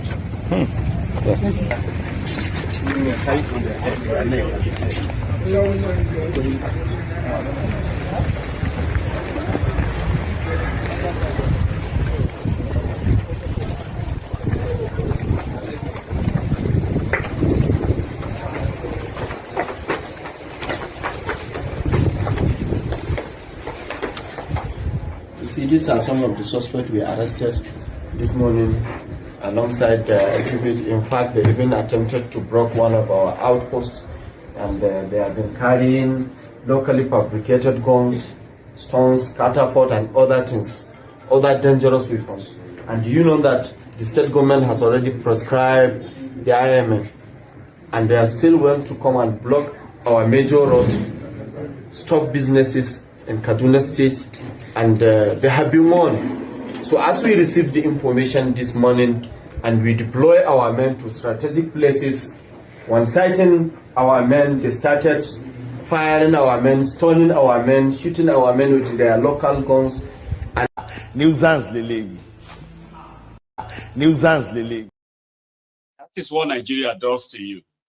Did you see the pattern there? He kept saying they found them with locally fabricated guns. They will bring all of that from their storage, okay? They will take pictures with that and say, yeah, this is what we found with them. They were shooting at us. Did you see people shooting in that first video I showed you? That's what they call procession, okay? They always take a side of the road and on. In fact, some of them will be guiding the other side, like controlling traffic, if you really see them. But like I said, it is an institutionalized hatred, institutionalized oppression against them. But a lot of you are outside that space. You may never understand why the military and the police keep shooting them and making up stories to back up the killings that they have been doing. Because once you are like not from there, you will never understand the politics involved. The media will tell you, and the police will continue to show that. Did you hear the Olori Bruku police commissioner being a police DPO? That they will never allow anybody to come and disrupt the peace of Kaduna State. Kaduna State is the headquarters of the terrorists in the in that North Central. Kaduna is a place where you have almost all the institution of security in Nigeria, domiciled, headquarters there. The terrorists are domiciled there. Some of them are already living in the communities where they have killed the real occupant, the real indigenous people there. But like I said, armless people are the easy target for them to display, to show that they are working. And of course, in Nigeria, they already have those that will help them blame the victims too. All of you self should stop. You know, all this fear itself should stop all this their procession and protest, because according to you, that is what will bring what? Peace and development. Abi? They just kill them every now and then. Maybe they should stop. We have an idea of what an ombud slaves or sophisticated morons is like, by the way. But there are victims of all of this too. The people left unprotected. Those ones they tell you in the news, kidnapped or freed. I'll show you this, right? Two of the Chibok girls were featured on Arise TV or Arise News today. And they were talking about their experience after they were rescued or they came back. You know, some of them came back pregnant or some with children. Now, the life after that, the trauma that we do talk about, like what is the trauma like for all these children that are subjected to all of this? Because according to one of the parents, there are still 82 of them, of those Chibok girls, that are not accounted for till today. 42 parents have died since the abduction. But Nigeria is a place that if it happened to you, just live with it. Whatever the trauma is, now everybody get problem. Children are subjected to this. Listen to this if you don't mind. I was 70 years when we were adopted, and seriously, I faced a lot of challenge, more especially being a mother, and nobody is beside of you, helping you. As such of my age now, I'm the one who struggle to take care of my baby since my mom, she's not that young that she can work or find to help me. And also I lost my daddy, and even my brother too. He's not that good at work or businesses to help me. I'm the one who work out and struggle to take care of my child. It's not easy. And the challenge I faced from people, more especially we that come out with the children, people used to abuse us, call us name, more especially our child. They used to call them Boko Haram's children. And even that make me to leave Chibok because of that. So it's not easy, seriously. And for the what's changed in this incident is because of the number of the people that Boko had killed in Chibok. We can't able to count. Because these people, they have destroyed Chibok local governments, seriously. And some of my friends, parents, and some of my cousins that I know them, because of this incident, we lost them. So we faced a lot of challenges. Do you still feel the trauma? Do you still have dreams about what happened? And what can be done to help and support you? Well, sometimes I'm having dream. When I having the dream about them, later on I will hear they enter some village around us. That is the trauma I have. And the challenge is, like she said, in our school, some of the students are looked down on us. So we are not happy on what is happening. For the help, I don't know. But you need help. Yes. You need support for you and your family. Yes. Right. Okay, but you don't have a child. I have it now. You have a child now. How old is the child? 8 months. 8 months. Okay, you just have a child now. I was 17. That's some, that's some deep stuff there. It's just to let you know that these survivors, right? They live with this, and you can only imagine it as human. Like, ignore every other thing you probably have told yourself about this whole thing. The man that plotted this whole kidnapping is the vice president of Nigeria today. And more children have ended up like them. Some didn't come back alive. Many of them were raped by the terrorists. And guess what? The Nigerian government told us that they have repented. Over 200,000 of them, we were told, have repented. They came back with children from girls they kidnapped, raped, and put in their family way. No punishment, no nothing. But the trauma, it is real. Here is one of the parents who probably want us to know that, yeah, everybody might have moved on. There are people that will never move on. Those who believe it's fake story, is all RNG, or is real, and the rest of that, right? There are real victims of all of this. And they can't move on. Nobody moves on from such, right? I have to thank God to see this day and the effort of the government to release some of our daughters. But even though out of 276 of them, we are still looking up unto God and cry out to the government to release the remaining 82 there, still in captivity. Even though maybe some of them may not be alive, but we cannot know until the government. What we know is 82 of our daughters remaining. I have to acknowledge the voice of good Nigerians and the media houses that they bring things to work to let the world now know the really happenings. And the voice of bring back our girls worldwide, more especially the Lagos families that stood by me right from the day one.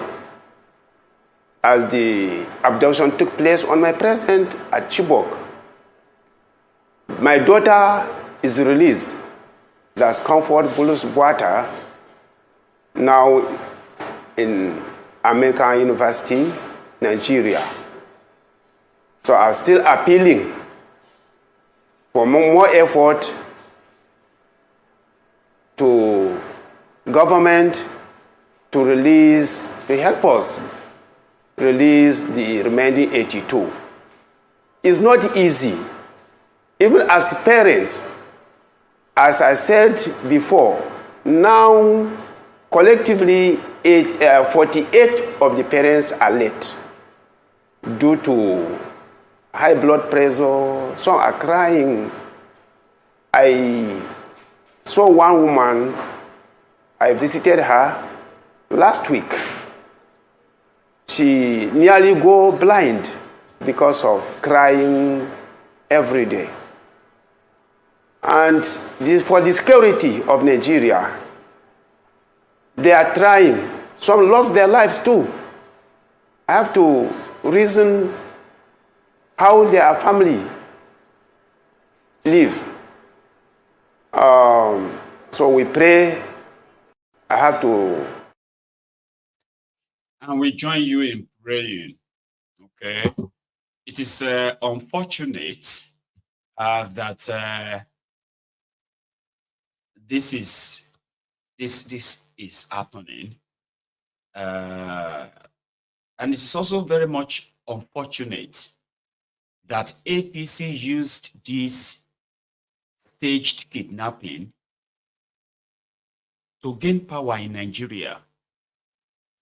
But they spent 8 years and they couldn't get those girls back. At the point,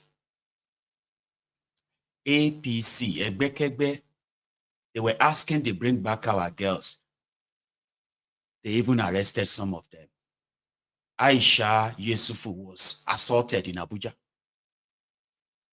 Madam Obaze Kwesili, they drag her until the point that she sellotape her mouth, sellotape her hand, like she's in bondage, and protested to the office of the police IG in Nigeria, all because bring back our girls, bring back our girls. People that were singing with them, bring back our girls, bring back our girls. The moment APC Egbekegbe gained power, right? They gave their names to their police officers. If you see them, shoot them. Every day, bring back our girls. The whole game is over. We don't finish them. Now let us enjoy what waiting we don't win. We know the story and we know how it went. APC Egbekegbe did everything to blackmail and blacklist the people they used to gain power. But like I said, you might have moved on. The victims won't. And every time I hear their voice, I will help them amplify it. Same way, I will amplify the... I have to... Sorry about that. You know that GANDollar is currently being tried for bribery and corruption. His wife too, and about 40 others.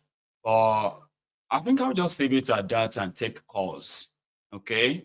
Because I know a lot of you who really want to probably chip in tonight, eh? Martinelli and Totu, thanks so much for your generosity. I got your super chat. That's amazing. So I'm going to take a break. Now, when I get back, I will take calls. But if you have to leave, remember, don't leave without liking the broadcast, okay? Or sharing it. Or if you really want to contribute to this conversation tonight, the number is right there on the screen. I will be back in a minute, or maybe 2.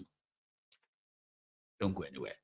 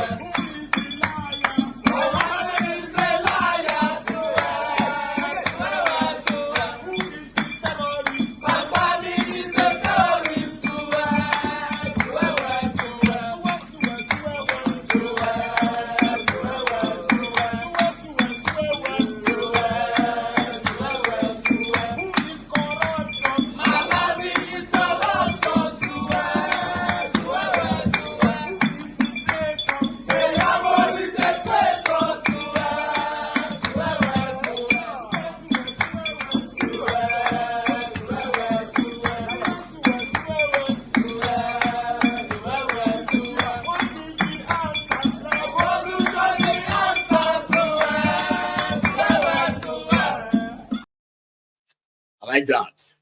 So thank you so much, everyone. For those who are still here, and then I do have a caller, by the way. I'm going to connect you now, my caller, but just a minute.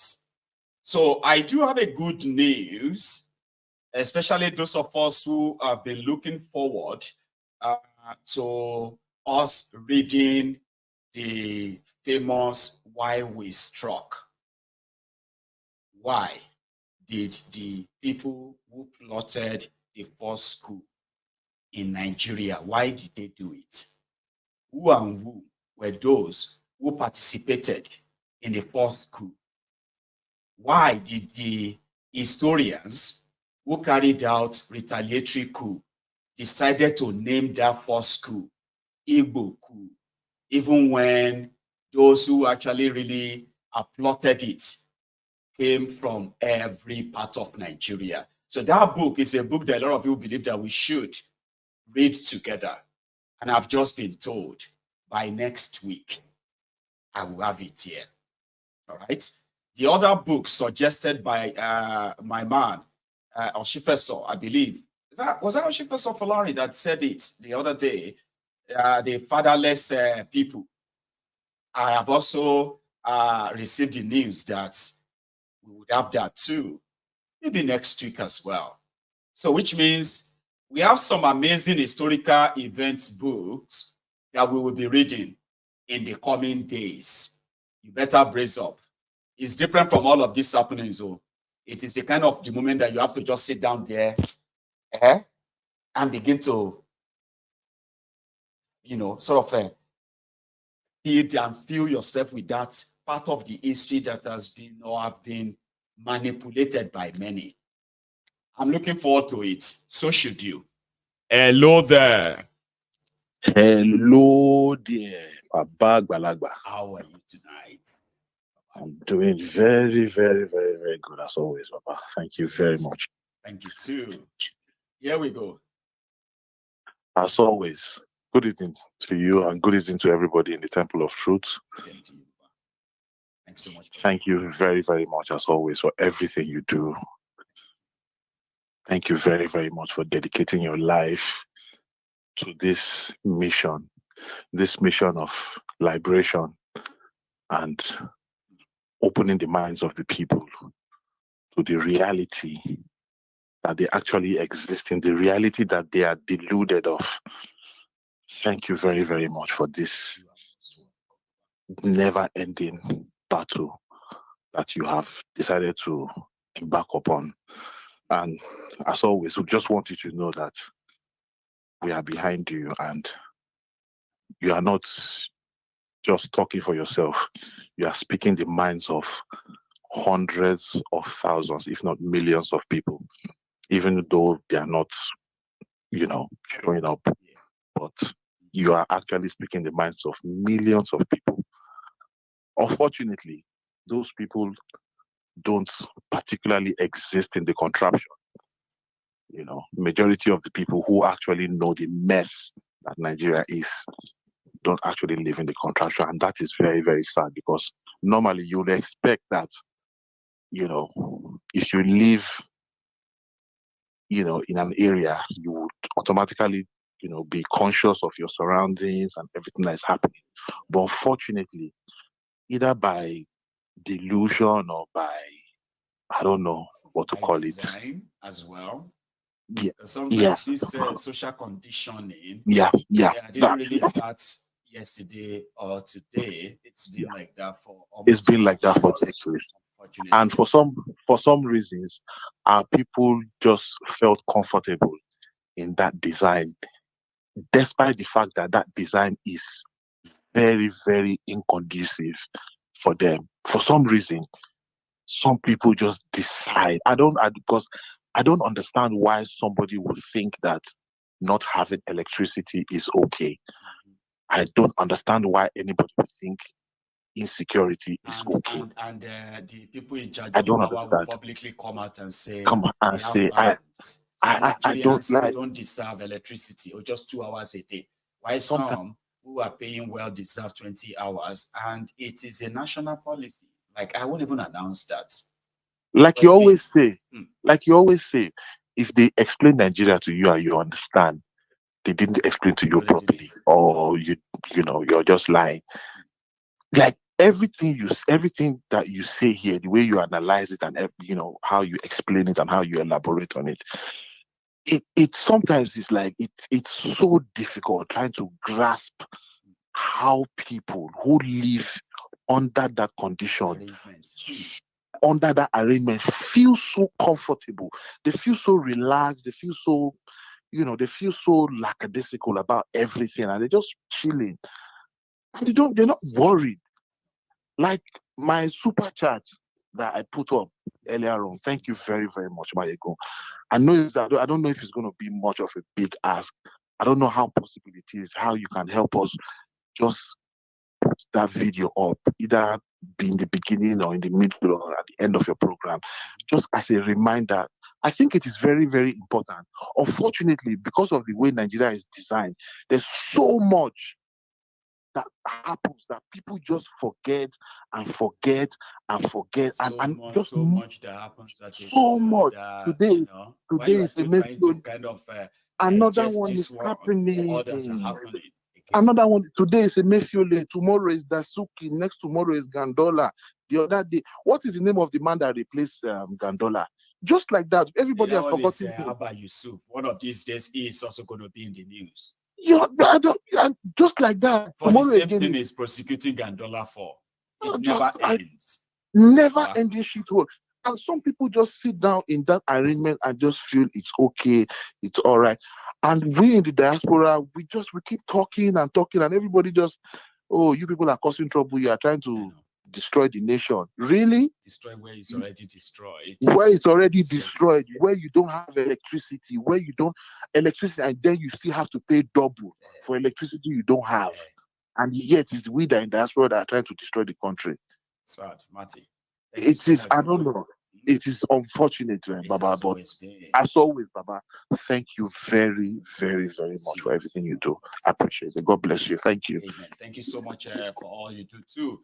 That is Martinelli, ladies and gentlemen. I've not spoken to him for a while, and it's really good to hear from you. I wanted to say that to you, Bob. Thank you so much. Remember, okay, if you want to be part of this, you will need to either call through the WhatsApp or you call directly. Okay, it's not so busy, I would say, tonight. Okay, let's go over to another caller, and I believe this is Sham. What is he panicking for? Hello, can you hear me? Hi, hello, Mayego. It's like I've got a queue of people who probably want to speak through that phone now. So just want to chip in, yeah. Can you should take the lead. How are you today?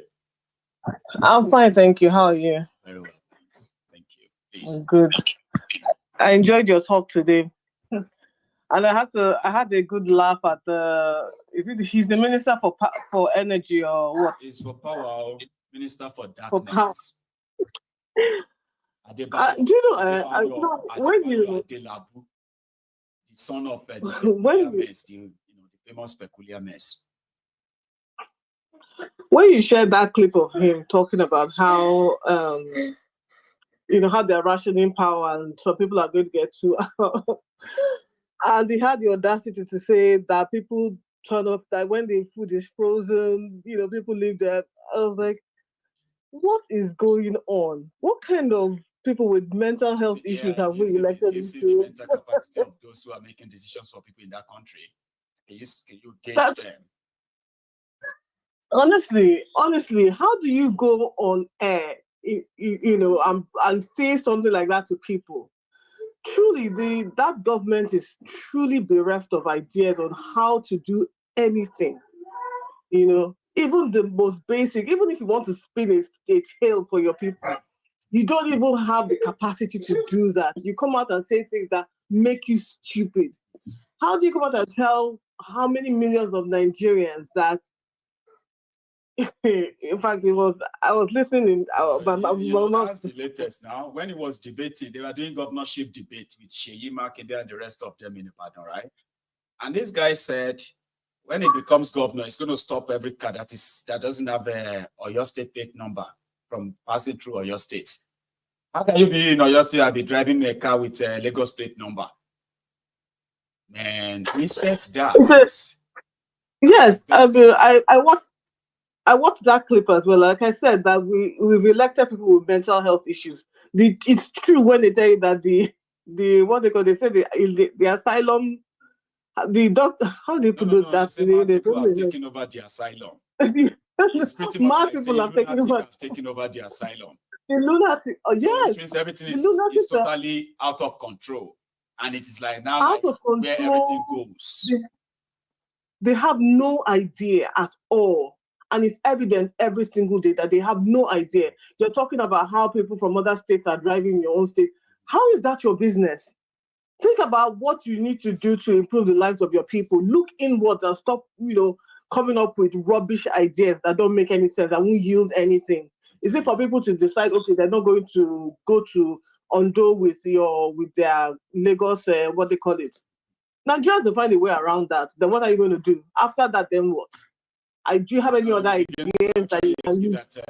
You need an ID card to pass through your state. I say, where are you from? You say, I'm from Ogun State.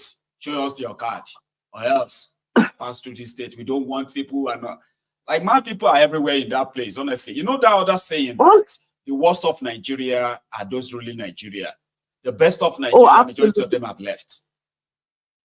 Absolutely, and that's what I always when I call and talk to you about, that the resources that are being depleted in the country is not just the ones that you can dig from the soil or whatever. You're talking about the human capital, the human resources that leaving the country, the best of your people that are leaving the country to go and develop and use their intellect in another country.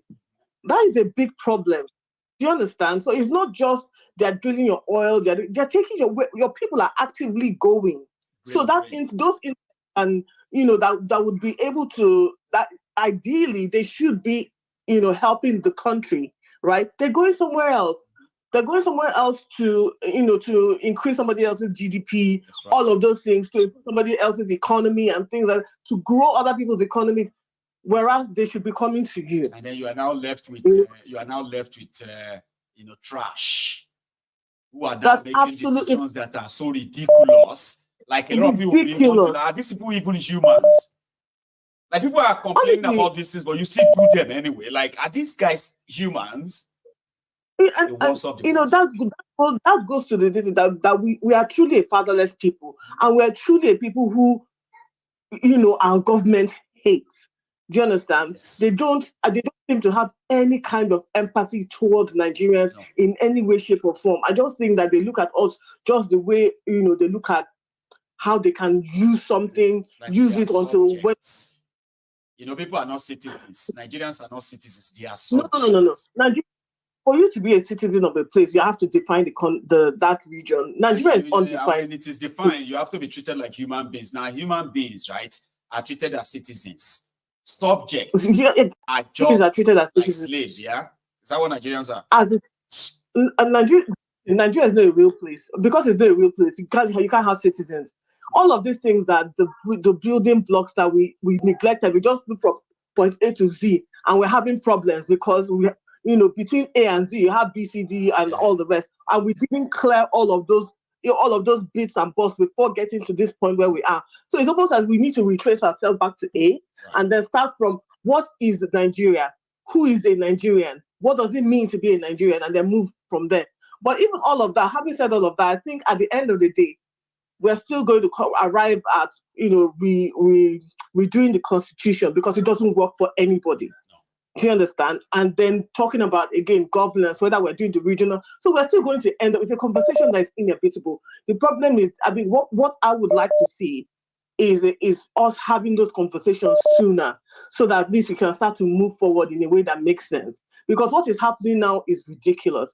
And then, the other lady that talked about what's going on in Lagos, where, people are ganging up on people who pick up their phones and, and no one seems to be intervening or whatever. And then I'm asking the government to come and help. Which government? You said that it's that you gave them mandate. Who gave Tinubu mandate? When you people are, doing all these videos, when you come to the point where you say it is part of your mandate, you should stop and think, actually, we didn't give this man any mandate, and he did not promise us anything. Then it should make you angry and ginger you to go out there, because this man doesn't have the mandate of the people. Nobody gave it to him. But it's almost as if you're waiting for something to happen. Which police? Police come and help you do what? The ones that are equally as bad as the robbers. Are those the ones that are waiting for to come and help you? They're not going to help you. And that's why we have a problem. It's like cognitive dissonance. Do you understand? So you have people, you're expecting something, but you're not looking at it realistically, that it's not going to happen because the people in power don't care about you. They couldn't be asked about whether them away from you in the first place. Now you are now asking them as if to say they are not aware to come and help you. They took away your security. To help you do what? You know, so it doesn't make any kind of sense. You know, when you put all these things out there, you just, I don't know, you don't know what to do, whether to laugh or to cry or to just be like, what kind of multi-dimensional, where are we? Do you understand? And then finally, before so that other people can call it. This book that you're going to read, I'm looking forward to. Is it going to be like a book club, or what? How are you gonna? I participated. Oh no, I haven't.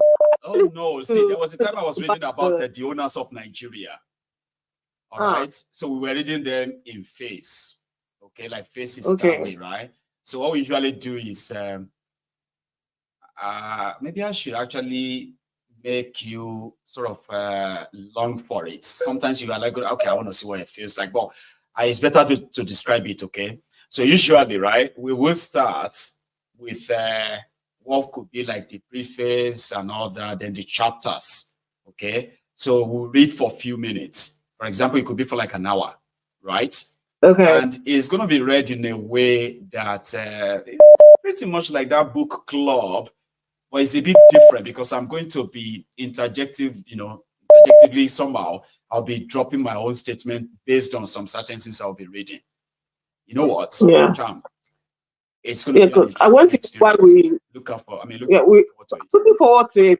I went to get the Why We Struck, but the Fatherless People is not available on Amazon. So I mean, I'll just look for it. But I saw the other one. So or before we finish, or before we even start reading it, you would have gotten yourself one. Or in the absence of that, I promise you, it's always interesting. I'm looking forward to it. I'm looking forward to that engagement. Okay, so that's all right. Thanks, man. There, Lady Charm. Here is another call. Before I kind of had you, please. Usually, I don't. No, I usually didn't know how it sounds when I am reading, or from the past, experience, or from the past shows that we have done readings like that. I have managed to sort of discover the tempo that we walk. It's just the voice. Sometimes I think my voice could be like irritating, kind of. Or something about reading these historical books. You can sit down there and be imagining everything happening right before you like that, okay? And it gets more interesting and interesting. So when we stop and say, okay, we're stopping here tonight, we will continue again so time. Oh my God, it's always most like, oh, I'm looking forward to it tomorrow. And even if you have the book yourself, it sort of hits differently when it's being read. And some of the lines you remember too are being repeated on the screen for you. It feels good. And because it is also events that happened, not fiction. A lot of people will discover things that they will be like, oh, that's not how I heard it. All right. So it's kind of like, beautiful, I would say. Hopefully all of us will be on hand when that moment comes, okay? Let's hope I still have my collar on. Sorry for that, by the way. Can you hear me? My king, I'm here.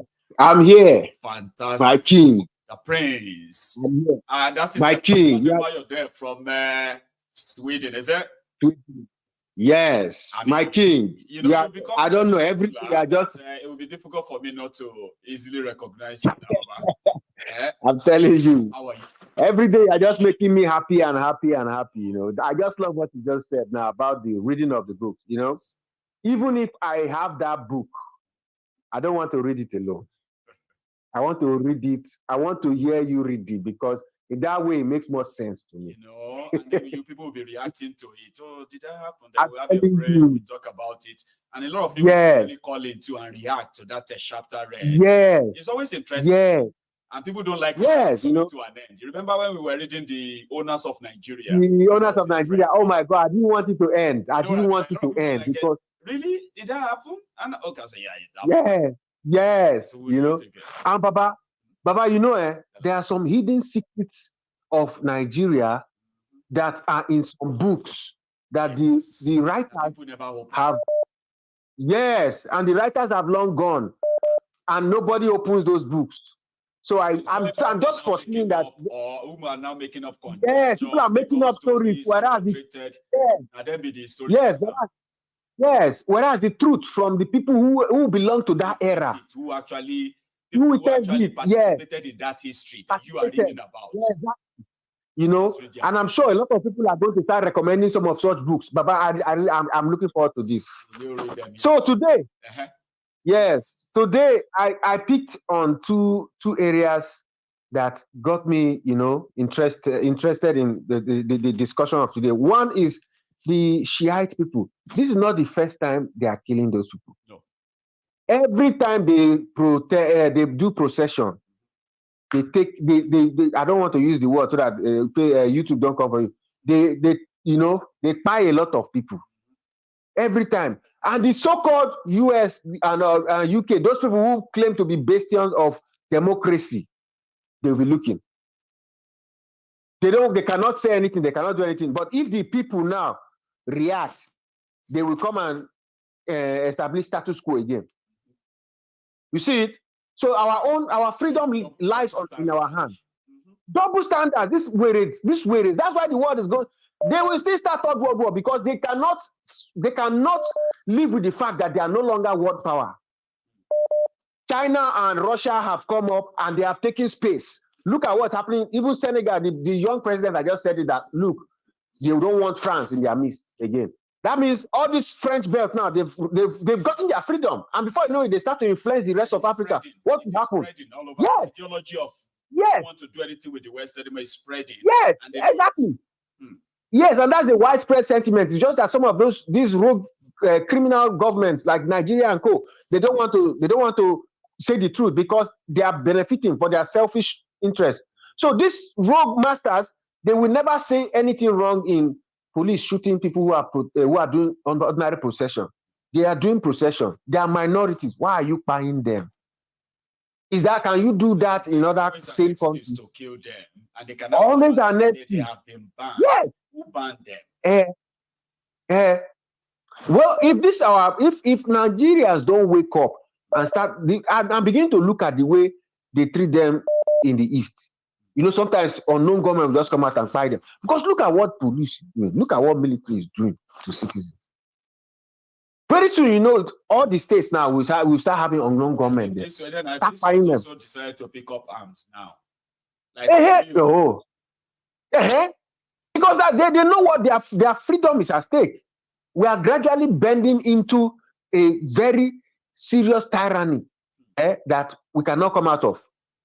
Because these governments, they are just the people we are seeing, but the people behind pressing all the buttons, they don't care about our lives. Very dangerous people. Very dangerous. Very dangerous. That country is so dangerous now. Nigeria is so dangerous now. And the funny thing is, people there, they will be praying to Jesus and God.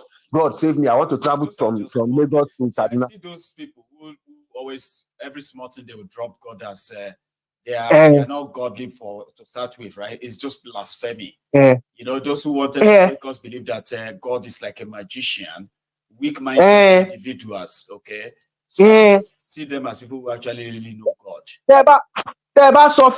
Listen, all this thing you're calling God, it's not God's fault. It is human being. Right. You elect a government. The government should protect you. You are not supposed to be, if you want to cross road, you will do sign of the cross. You will pray, Jesus, and go, I want to I want to go to Alabama market. I want to be, close, can you imagine? You have brain. God gave you brain so that you can work for him and do this world, make this world a better place. You came to this world, you started focusing on God, and you God help me, let me survive the next week. You elect animals. Those who are going to make that impossible, those who are going to make you see God as a liar. You are watching them do that, but you can't. You pretended that you're not seeing them, or maybe God will help you deal with them. Who are you deceiving? Can you imagine? Who are they deceiving? Nigerians themselves now. And then to worsen it, the number two thing I discovered, I don't know if it is Minister of Power that is talking about transport. You know that country. The country don't make sense anymore because it's just like EFCC going to arrest somebody who is a ritual killer. I don't understand. What is the Minister of Power doing with transport?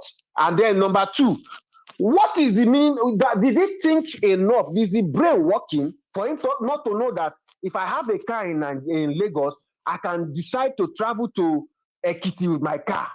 I can be transferred through work, Baba, to go and work in Ibadan. So does that mean that I have to leave my car? I will change number plate. So if I reach Ekiti, I'll put Ekiti number plate. Then if I'm coming to Lagos, you say this, I don't tire, Baba. See, this kind of unnecessary. Now people they pray, say, may God guide be that too. She God self guide these ones anymore. Like, do you think Tinubu God will guide? I just wonder. This one where they do AI. That is the communication minister. Bosson. His name is Bosson. He's a guy who is building app. They said they are building ecosystem. Some of them will enjoy the slush fund of El Rufaya and all of that. Now he's the minister. Nigeria no get electricity. Alaye is announcing Nigeria to become major global player in AI research. Egbeni. All of AI. It's deceiving. Who is it deceiving? AI can't low. Those are the ones they are like. AI 30 very low. 30. You know how many AI companies? They're almost 200 now. We have already lost that phase. A government project. They should be working more on how to make probably communication cheaper for them, even if night face and see, Baba, we can tell if we tell them that this is added nowhere. We are not saying so because we don't like them. We are saying so because of what we can see. And seeing is Baba, these people are just deceiving themselves. They are deceiving themselves. AI, like AI is something they just had. AI in that stage. The only thing you can add is just they do your own. AI go they add them. They don't already establish AI. AI is just now in application stage. And it won't reply the person who was saying that, but soon waiting be all of this now. There are things that needed to be done like right now that you could actually solutions you could really create. All right. This issue of using technology to track terrorists and all of that, you could develop something like that. You have the capacity now. You are a minister, okay? Do something that is really visible, that helps. Create technology, Baba, technology that helps. You don't even need to create them. They are there already. They're out there. You know the truth. For them, the truth. For them to use certain technologies, one smart. For them to use certain technologies, the truth of Nigeria will finally come out. Because you finally know how many, you finally be able to use this technology to determine the population of the true population of the country, and they don't want the true population of the country to come out. So when you get to a certain stage, I want they will just tell him to just exactly. so who is it deceiving? Also AI. Don't you know that AI can tell you about your own history after a while? You don't have internet, you don't have fiber optics on the ground, and you're talking about guy, Minister of Communication, young guy. Okay. I was beginning to like that guy before now. All of a sudden, that is why when people tell you that they want to go, you need to join the government and make the change from inside. Now, those criminals, those one where they wait for criminal. Boston was telling people they don't join. Same way he's announcing AI. He said he's organizing, they want to train 7,000 people on crypto. And it is as they were doing all the graphic design, all of that to put it on social media of how people can get trained on crypto. Now, so Kadobi Odudu Emefiole ban crypto. They are supposed to be seeing themselves. So. Minister, they say won't do crypto, train Nigerians on how to. Another one, the commander. Another one came and said crypto is banned. And immediately, also stop talking about crypto. Now, AI now. Stop talking about crypto. Now they are fighting Binance. But the country no get shape. Country is that. But when you say all the shapeless one that you do you know more than them? Are you being serious? A shapeless they say we know everything. We know more than them. They don't know anything. Even anybody. And it's not because they don't. Anybody that is still in okay. Their crooked way will never allow them to do the right thing. So they suddenly become people who don't know anything.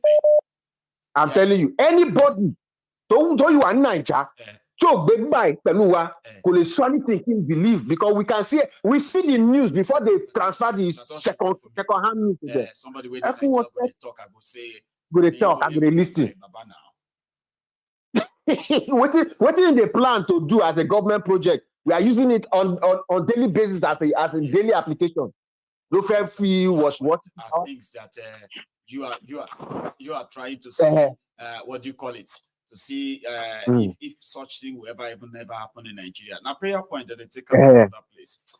Prayer points. It's great to hear from Baba, thank you. You are making my day. Continue. You should have a good day, okay? Thank you so much. Here is another caller on the line. And if you haven't really, if you want to be part of this, you just have to dial that number. It's on your screen. Hello there. Mr. Mayegun, good evening. Good evening. I'm fine. I'm so happy that I'm able to get through to you because the desire of to talk to you has been burning since this afternoon, but I couldn't get through to you this afternoon. Yeah, and then and I actually saw you trying to get through this afternoon, but for some reason I think I just lost you away, and then the time was yeah. Let me be. Yes, I'm glad to be able to talk to you. And honestly, I don't think you really understand or the value of you being there and doing what you are doing, because it means a lot for a lot of Nigerians, at least to be able to get things out of our chest, right? So you are doing a lot, and thank you very much. Well, I just this afternoon when there's one of these guy that called and then said, oh, the APC, they are already working on what to do, how to block the possibility of any responsible person who has substance,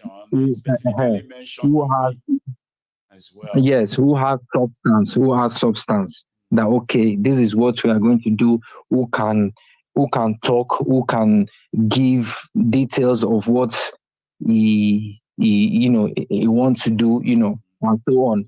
And this obedience and this Gen Z and things, it is an idea.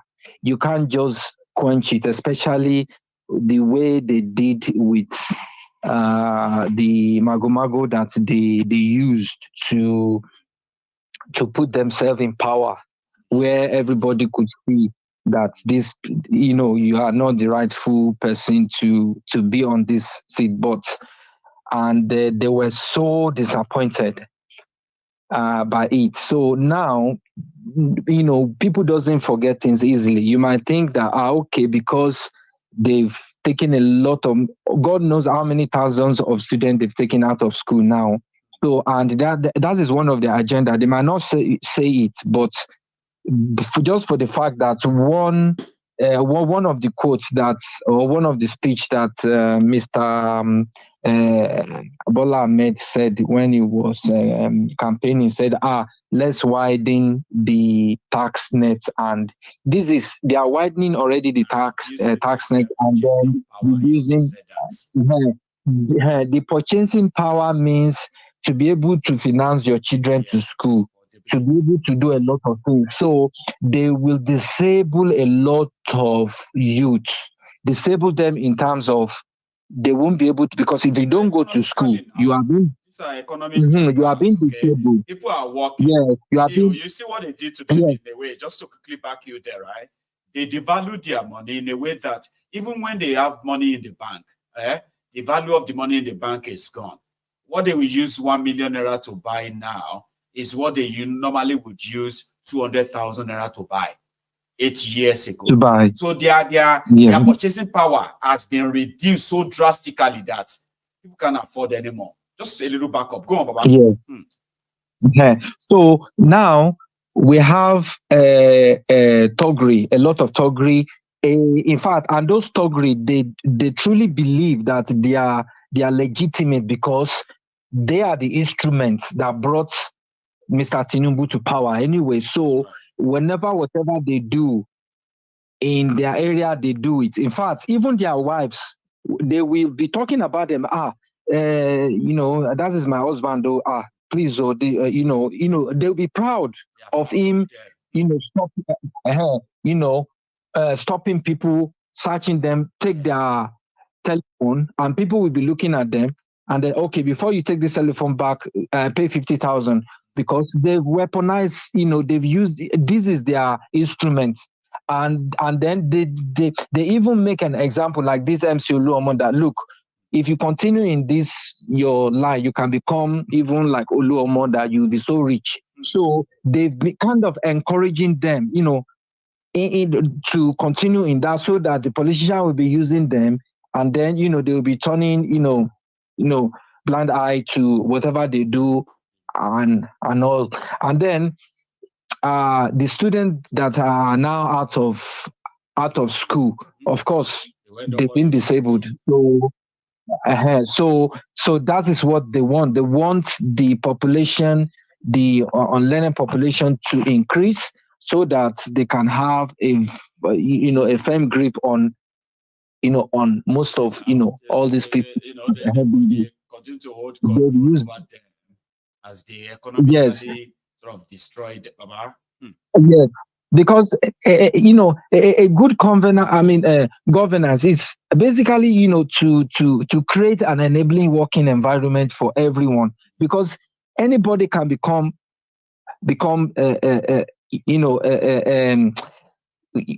how can I say, you can become vulnerable or something like vulnerable. Yes, vulnerable. No matter where you are, you can become vulnerable in an instance. Yes, sir. If there's no good governance. And then what do we have? Nothing. So this government, you are on your own. Yes. So these governments are busy. They're busy, paying some people to go on TV to talk about, the opposition, that they are bigots, they use religion platform and this and that, which has never been the case. It was actually what they were doing. So now the narrative. They want to change the narrative. They are kind of making it now so that the more they are talking about it, the more people will be listening to it, and then they will think, and then all these, dropped out or all these agberos or whatever, they will start believing it, and then that's it. So the government, this is not this government that we think they are government. They are not government because they don't have the love of anybody in mind. They only have the love of themselves. So for what they want to get. In fact, there's a lot. I feel like I want to talk. Really. You remember one day I called and there's so many things in your mind. Like you want them to rush out at the same time. But something, right? Yes, and you have managed to sort of put your points forward, and you've made about 2 of them so far. Okay, so make it easier so you don't rush yourself in a way, right? If you have any other points you want to add, you haven't made already, please make it now. Most of the time. Yeah, you see the power minister that call himself a power now is creating the narrative, is making the narrative to look as if people are being wasteful. Because you put on your AC or you put on that. What is he talking about?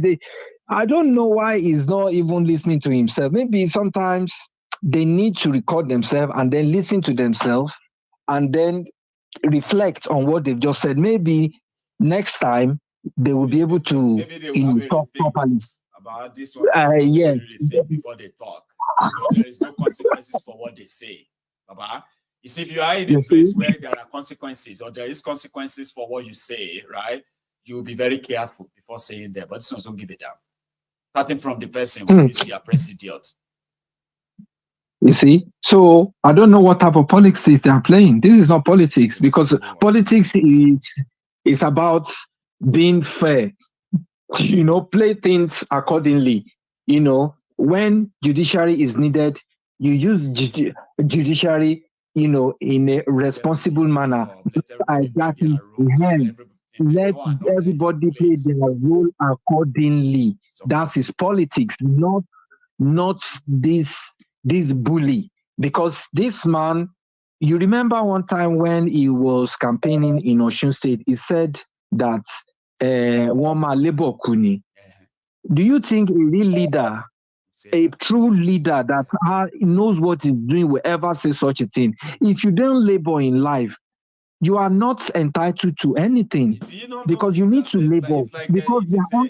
Baba, it is like at a point, what APC promotes is APC and their supporters and people who believe in them, they hate hardworking people. All right? It's like you can live your life on the free road, extort people, collect money and all of that. That's life. But if you're actually somebody who is working, earning money, all right? They do not like people like that. And that is why, yes, and that is why they can easily mock people who work, and then they will praise people who steals. Yeah. You remember again when he was campaigning for this Osun governor. That's the first one. This Iragbeji guy. No, not Aregba. The one that Aregba Shela, the stooges, the one that holy. He now said in Ataoja's palace that day that it's not a matter of bragging, but I am richer than Osun State. You see, this man is living in the past, so that because he thinks that because the mindset of people, especially in that area, they think when you are rich, so you can be worshipped, you will be worshipped. So that it's richer than Osun State. That look at me probably that I don't know if you can go back and there's a clip that we reveal that statement to you. It's not an idiot statement. So, a lot of people know that he said it because they said he said they accused him of trying to make Oletola his cousin, the governor of Osun, so that they can use the money of Osun and ferry it to Lagos. So he went to the Ataoja Oshogo's palace and he said, lowo mi lowo. You don't have my money here in Osun. So I'm really trying to help you here. That's how I'm sending one of these guys to come and help you. When it comes to money, I do not have my money in Osun. He said it. I have the video. So you can imagine. So how a responsible somebody who is intelligent enough. He mocked Obi in Delta. Yes, and container this consumption to production. He's talking about container economics. Now he's talking about this arithmetic. Now statistics you go shop. Now all of them don't they quote statistics now. But I'm gonna take another one. Time is up. Okay. Thank you very much. Thank you. Yeah. Baba, have a good night. Yeah. So why majority of young Nigerians in Nigeria as APC, the party of criminals and crooks, right, continue to promote servitude, slavery among young people in Nigeria, where a lot of them are more comfortable to lick asses of all these relics, is the story of Bassirou Faye, the youngest president of Senegal, continue to inspire the young people who cares to look for inspiration elsewhere, not a place where people in their 40, young people in their 40 years, 50 that they do ritual because they won't be PA to local government chairman at the age of 40, 45. So this guy... C'est de la honte pour notre démocratie. On ne s'attendait plus au Sénégal à devoir se battre en prélude d'élection pour avoir des élections libres et démocratiques. Ça, c'est la plus grande On est bousculé par les forces de l'ordre. C'est ce que je disais, c'est de la honte pour notre démocratie. On ne s'attendait plus au Sénégal à devoir se battre en prélude d'élection pour avoir des élections libres et démocratiques. Ça, c'est la plus grande honte. campaign. If you check it out, right, it was probably maybe 25 or so there, where he was talking about democracy and why democracy remains the best option, and they will fight for their right in Senegal. He is the president now. 10 days to election. 10 days to election was when the court said they should be released. He campaigned for 10 days, and he is the president today, not PA. Enyashi return what career no PA to politicians. You went to school, and you are dreaming of becoming PA to politicians in Nigeria. That is why you will be clapping and defending the relics, career criminals. See your mates.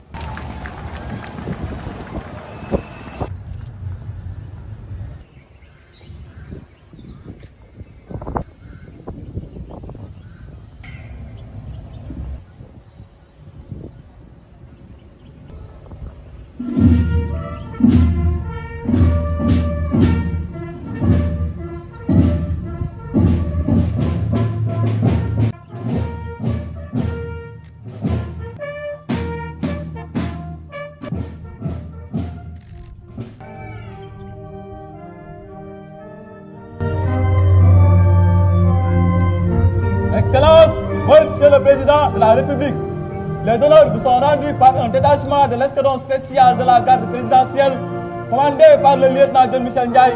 À vos ordres, Monsieur le Président de la République.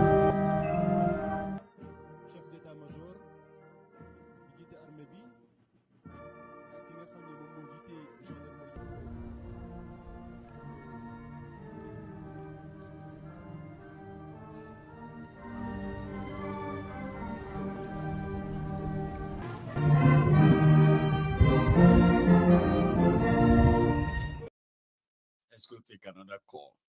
Hello there. Hello, Mayogu. Hello, sir. How are you? Mayogu today. Yes, Raki. Mayogu today. Hello. I greet you, my brother. Thank you very much, Oba. How are you tonight? Yeah, I'm good. I'm Ike. I'm calling from London. Fantastic. Ike from London. It's good to hear from you, sir. Please. My brother, the Nigerian matter, every day when I sit down and I talk about it, I feel like crying every blessed day. When I used to conduct a social experiment on my wall, sometimes when I post something like very critical, something that has to do with Nigeria, like this electricity something, you find out that most few people will respond. But when you post frivolities, everybody go jump in, begin they talk, they attack, the people will go attack, people will go defend you. As in, I go come, they say, like, for crying out loud, okay, we were talking about the Erisco and the Chioma issue, and a whole lot of things. People were saying, "Oh, let him jail her, let him police." I say that is not a police issue. That's in a civil matter. Everywhere, if you go to Amazon, if you go to Google, you will see a lot of people reviewing whatever they feel. Review is the buyer's discretion. Yeah. But our people, we don't bastardize to the extent where we say say our rights na privilege. Yeah, as in if poor man and big man they fight, now big man everybody go support big man. They go say leave her more. You won't make it jail you. Oh no, that is not right. Let us say you get right. You did go fight big man. You did fight big exactly. man. Exactly. You better go apologize to her now. Say you no vex. Say you vex. I always leave a comment. I say you are all product of a battered society, a society that has been bastardized and battered. It's unfortunate. And the way they talk, they will say, "Taha," because say you there abroad. You for the abroad, I say, "Shut up." For the abroad, they happen. No. People, you say your mind, and nothing will happen. If anybody feels say they defame him, he will arrest you. He will get you. He will charge you. Charge you to court. Go invite you. If you they know, go charge you to police court. They look for you to arrest you. Well, even if they can't arrest you, they go see ask you why they look for you. And at that point, they will tell you if they have any charges against you. And if they do, Exactly. a civil case, you have to have your day in court.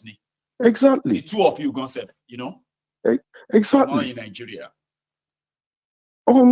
Secondly, you were talking about why we struck, that place he touched me because by bet I be historian. Most of those books I don't read them.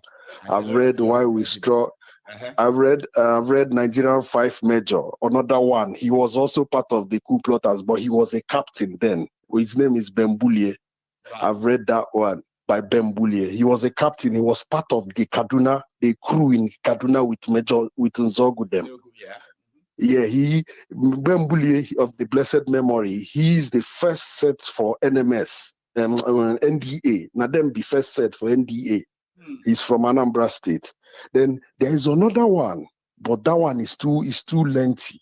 Now, the commanding officer of the Biafran Army, Nigerian Revolution and Biafran War by Alexandra Madebo.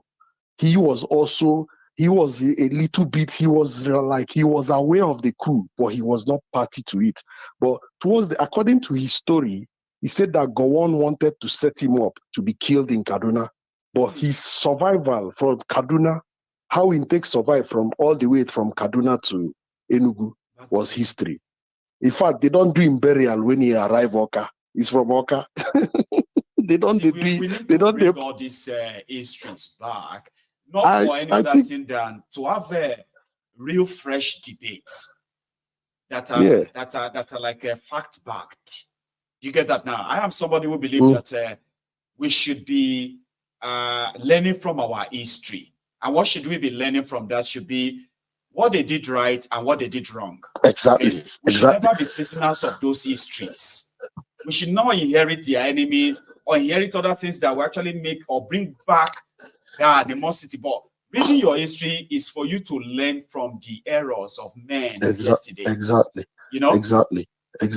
I'm going to find out as many of them as possible. And I'm going to get us used to listening. We need to read them out. Even if they have to cut them into smaller pieces of video for people to watch, we will do it. They deliberately took them away from us, IK. They didn't want to.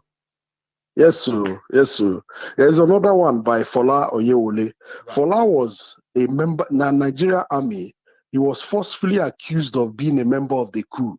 So he was jailed in the eastern Nigeria. The name of the book is Reluctant Rebel. So he was afraid of going back to the Nigerian side because he was being tagged a fugitive. So he reluctantly stayed and fought on the Biafran side. So there are so many of them anyway. There are so many of them, and I grew up. Maybe I'll try and I'll do. For me, I'll donate the Nigerian Revolution and Biafran War to the office. Now I'm no longer like afraid of taking deliveries in this regard. Okay. I will send one. What I need is maybe a postcode address. I'll just send it to you. I'll send that one. That one is on me. Then I went to Ivan's book. I don't know. I went to Ivan's book. They said they only deliver to Ibadan and somewhere. I saw that Why We Struck on their website, but I don't know anybody in Ibadan. That's my problem. If I had someone in Ibadan, you could have somebody pick it up for you, okay, instead of them delivering it. Okay. Usually you would have to make provision for that logistically. Okay, is that when you finally found someone, you just have to send them straight to the Evans bookshop directly to pick it up for you. And I think that's what I'll look out for. As well.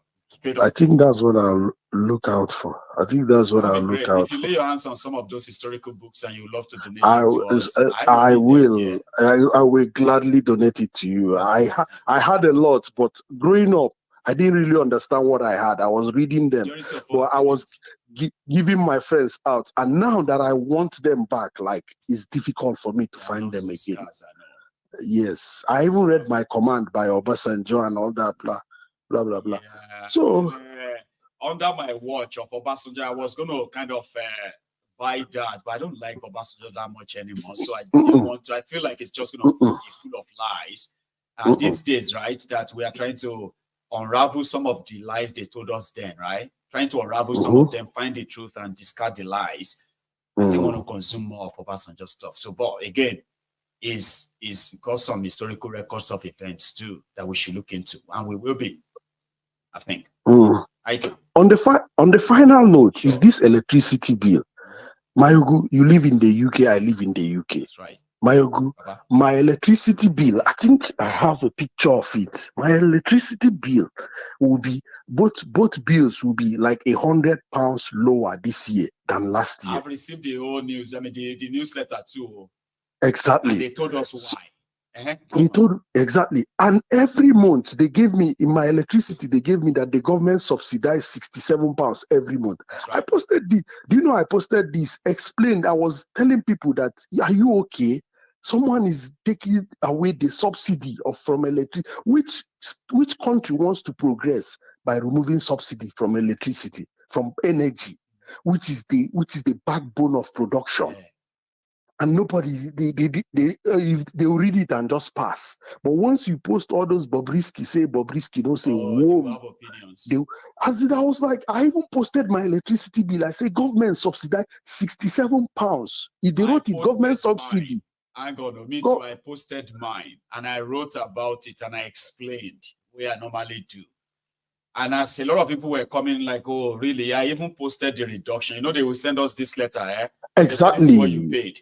Next year, you will pay this. You can easily tell the difference of how much you are saving, right? Yes. So it is so obvious. It's there. Majority of them were just like asking some stupid questions. What do you want us to do with this one now? Exactly. See, so your bill is 1,800. Do you know how much is 1,800? So you are paying £1,800 in the UK a year. And you are complaining about Nigeria. You are just enemy of Nigeria. I'm like, what the hell is wrong with these people? What is the minimum wage of your UK and Nigeria? Like what is that? I mean, this is not even something that I want to compare. I'm actually like explaining how system works. Forget about the figures. Just look at why they are reducing it. When they increased it, they told us why and how much it was going up by. We're all raging. Then they came back and started giving us £67 to subsidize what we pay every month for so many times, for a long time. So now that they are saying that thing that caused the increase is no longer there, is coming down, and they are no longer paying us £67 anymore. They explain it there. Can you not see that is not applicable to what they do in Nigeria? Even if it's going to be, you are going to save 1,000 naira this year. And let it be stated. That's what I'm trying to point out. I was pointing out to typical Nigerians. They change it to something else. I mean, no badu. Just they cost ourselves there. We could kill you too. You know, that kind of thing. Because there's no point in trying to be nice to people who chooses to be mad. You know that? One they tire me. I don't go lie for you. One name. Honestly, Igbo go say Ike is an Ike Guru situation. We can't really give up, you know what I mean? Because the damages, right? See, the damages that these guys are actually causing, a lot of us are beginning to realize that now. Especially majority of us in the diaspora, like, oh, so the effect is actually up to this level. And that is why we all have to use what we have to see that we stop these criminals, over. It's very, very bad. It's very bad. And I'm listening to the Minister of Darkness, Fashola's brother, and that one talking rubbish, blabbing rubbish, that we cannot. I was listening to him with my wife, and I turned to my wife and I said to my wife, so we went to Manchester tomorrow. So if we are going to Manchester, we'll turn off our fridge. She said, why? We'll turn off our freezer. That the Minister of Power said we should turn off our freezer, the one in Nigeria. She just looked at me and laughed and said, she just looked at me and laughed. They just manufactured nonsense from the blues, right? And he's so confident. Did you see him there jumping like, hey, we waste electricity, we waste power, consumption management. What is consumption management? His eloquency in emptiness. That's why I call El Reno Mokeri. Eloquency in emptiness. All of that. My brother. Thank you so much for your time. Okay. I want to thank you very much for what you're doing. Like, if it's like I'm an addict. Once I close for work on my journey home, I just stay glued to you. Like it's an addiction. I know. Because every day I think maybe in my mind I think I know. I've worked with politicians just like you do. Whenever you're talking about politicians, I'm laughing because I work with the zenith of politics in Anambra State, so I understand what it means, and so I can relate. So that's why they say, you see, life is a teacher. They say we all have all these experiences, and the best we can do at this point is to alert those who are too naive to see through what politics is truly in that country. How you can easily be swindled, deceived, that you may even think you are doing something right until later you find out that you've been used. So we need to keep hearing those experiences, Baba. I almost died, and my brother, that story not a story for another day, sir. Okay. Stay me well to the missus, okay? Thank you so much. Yeah, cheers. Have a good one, Baba. So that is IK there. I have one single caller I would want, one more caller I would take. And the reason why I'm trying to do that is because I could tell this caller has been trying to get in. For some reason, our time is almost done. So I'm going to tell him, you will be my last caller tonight, by the way. Oh, good evening. I just have few things to say. I don't have much, Great, Baba. How are you tonight? I just want to. I'm fine. I'm fine. Yeah. In the afternoon, I couldn't reach you, but I just listened in the afternoon. This guy, that's one guy that says something about APC trying to do something with the churches, to checkmate the churches. They're going to possibly try to go against the churches in order to turn them. Yeah, somebody said that. When he said that, the first thing that went to my mind was that I saw the interview, and I watched the television, the station that had the studio is TVC, Tinubu's television. And this man of God, they brought in there, past professor, Dr. Daniel. He's always saying, quoting scriptures, always talking about religion, about tithes and so. They saw that people are started liking this man. They know that people are liking this man, so they want to tap into that crowd. They are suddenly this man, this big-head man, that suddenly appeared in some of the podcasts. He has a church, right? Yes, and he was talking about, quoting Bible this and talking about women submitting to all of that. So they took him to TVC, right? Yes, that was the man they brought there, because the man was going against Adebayo when Adebayo said he drank tea with God. Yeah. The other one said he drove a Range Rover in heaven. So the man is now preaching by the preacher going another way. So that's why these APC people, they are evil.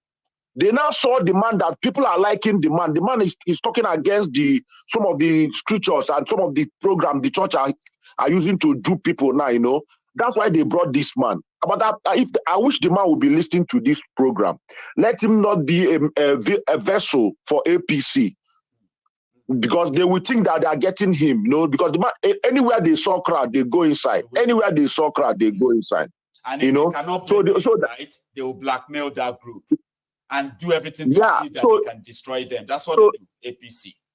Yeah, and this is the last question. This guy that always anchor program in that studio, one Yoruba guy like that fat one, I forgot his name. I remember which they do this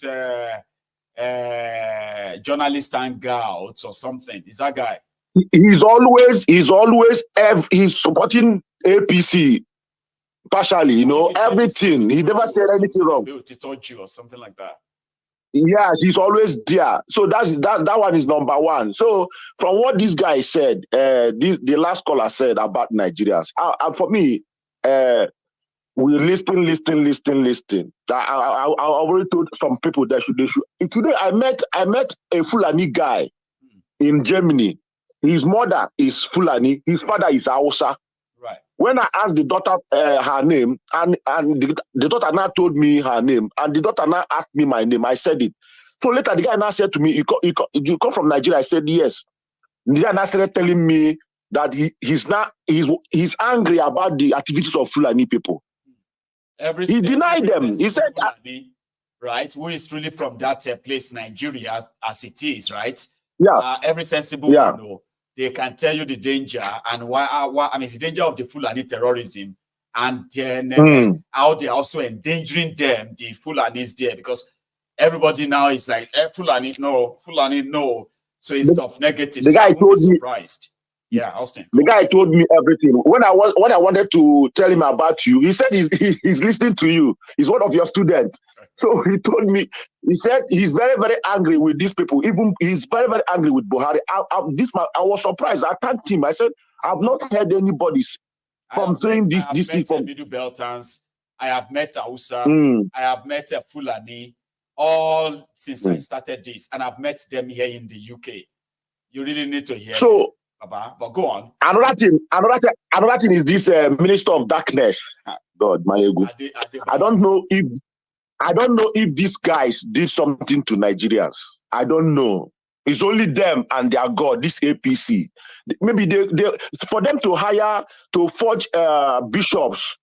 These people can do anything. Nigerians, I can't understand Nigerians anymore. How can somebody stand there and be telling you, if you are going out, you don't need to put your AC on. Some people, so you don't. If I travel from Germany to Nigeria, my fridge is always on till I come back. Except you want to empty it and off it and remove the plug. But who does that? You see, who does that? You see, so this man, I say it, their children are, maybe they are stupid, or maybe their children are not telling them the truth. What is going on in the world now? Where the world is now, because from what the way they speak, their activities shows that the world have left them. They are far behind, my ego.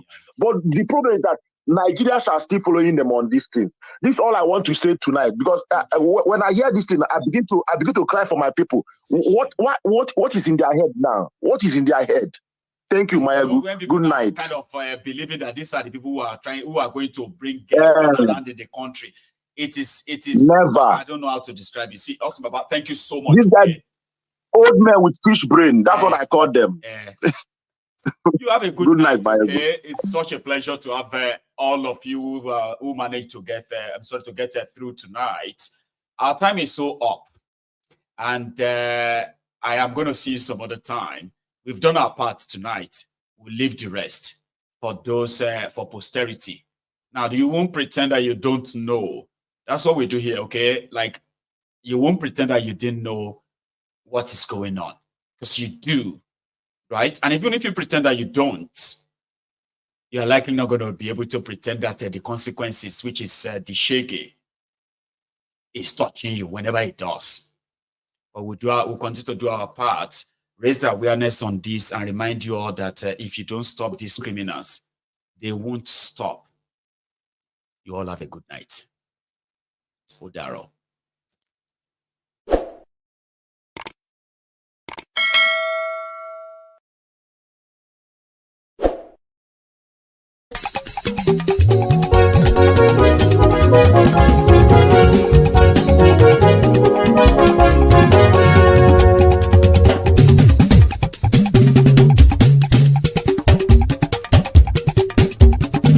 Mayegun làwa mọ̀ làmọ̀ tó dòdòdò. Mayegun dayari Ayébi #1. Mayegun làwa mọ̀ làmọ̀ tó dòdòdò. Mayegun dayari Ayébi #1. Mayegun ti dé o ọ̀rẹ́ ara ìlú. Mayegun dayari Ayébi #1. Lórí Facebook, lórí YouTube. Mayegun dayari Ayébi #1. Gbogbo bó ṣe ń lọ ni Mayegun já wa sí. Mayegun dayari Ayébi #1. Àṣírí ọ̀jẹ̀lú kì í bò níbẹ̀ o. Mayegun dayari Ayébi #1. Bó bá ṣe eré àní Mayegun máa wí. Mayegun dayari Ayébi #1. Ó sì tún ṣe eré wàá gbọ́ níbẹ̀ o. Mayegun diary Nayibi #1. Mayegun diary politico. Mayegun diary Nayibi #1. Godfatherism kò sí lọ́rọ̀ Mayegun. Mayegun diary Nayibi #1. Ẹ farabalẹ̀ sẹ́ o kẹgọ́rọ̀ lẹ́nu o. Mayegun diary Nayibi #1. Àní Mayegun làwa mọ̀ tó dòdòdò. Mayegun diary Nayibi #1.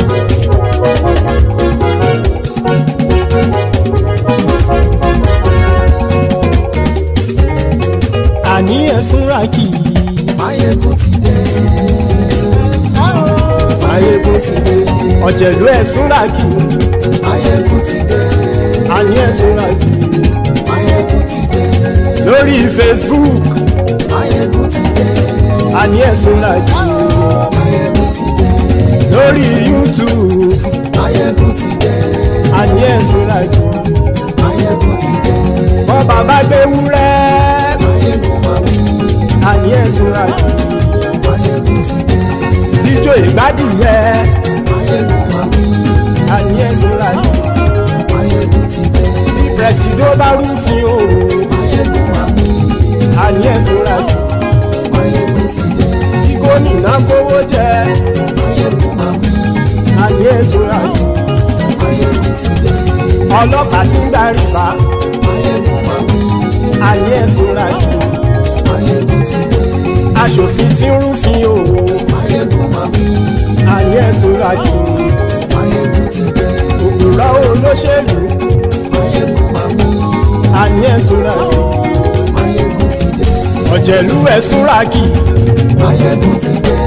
Àní ẹ̀sùn ràkì. Mayegun ti dé.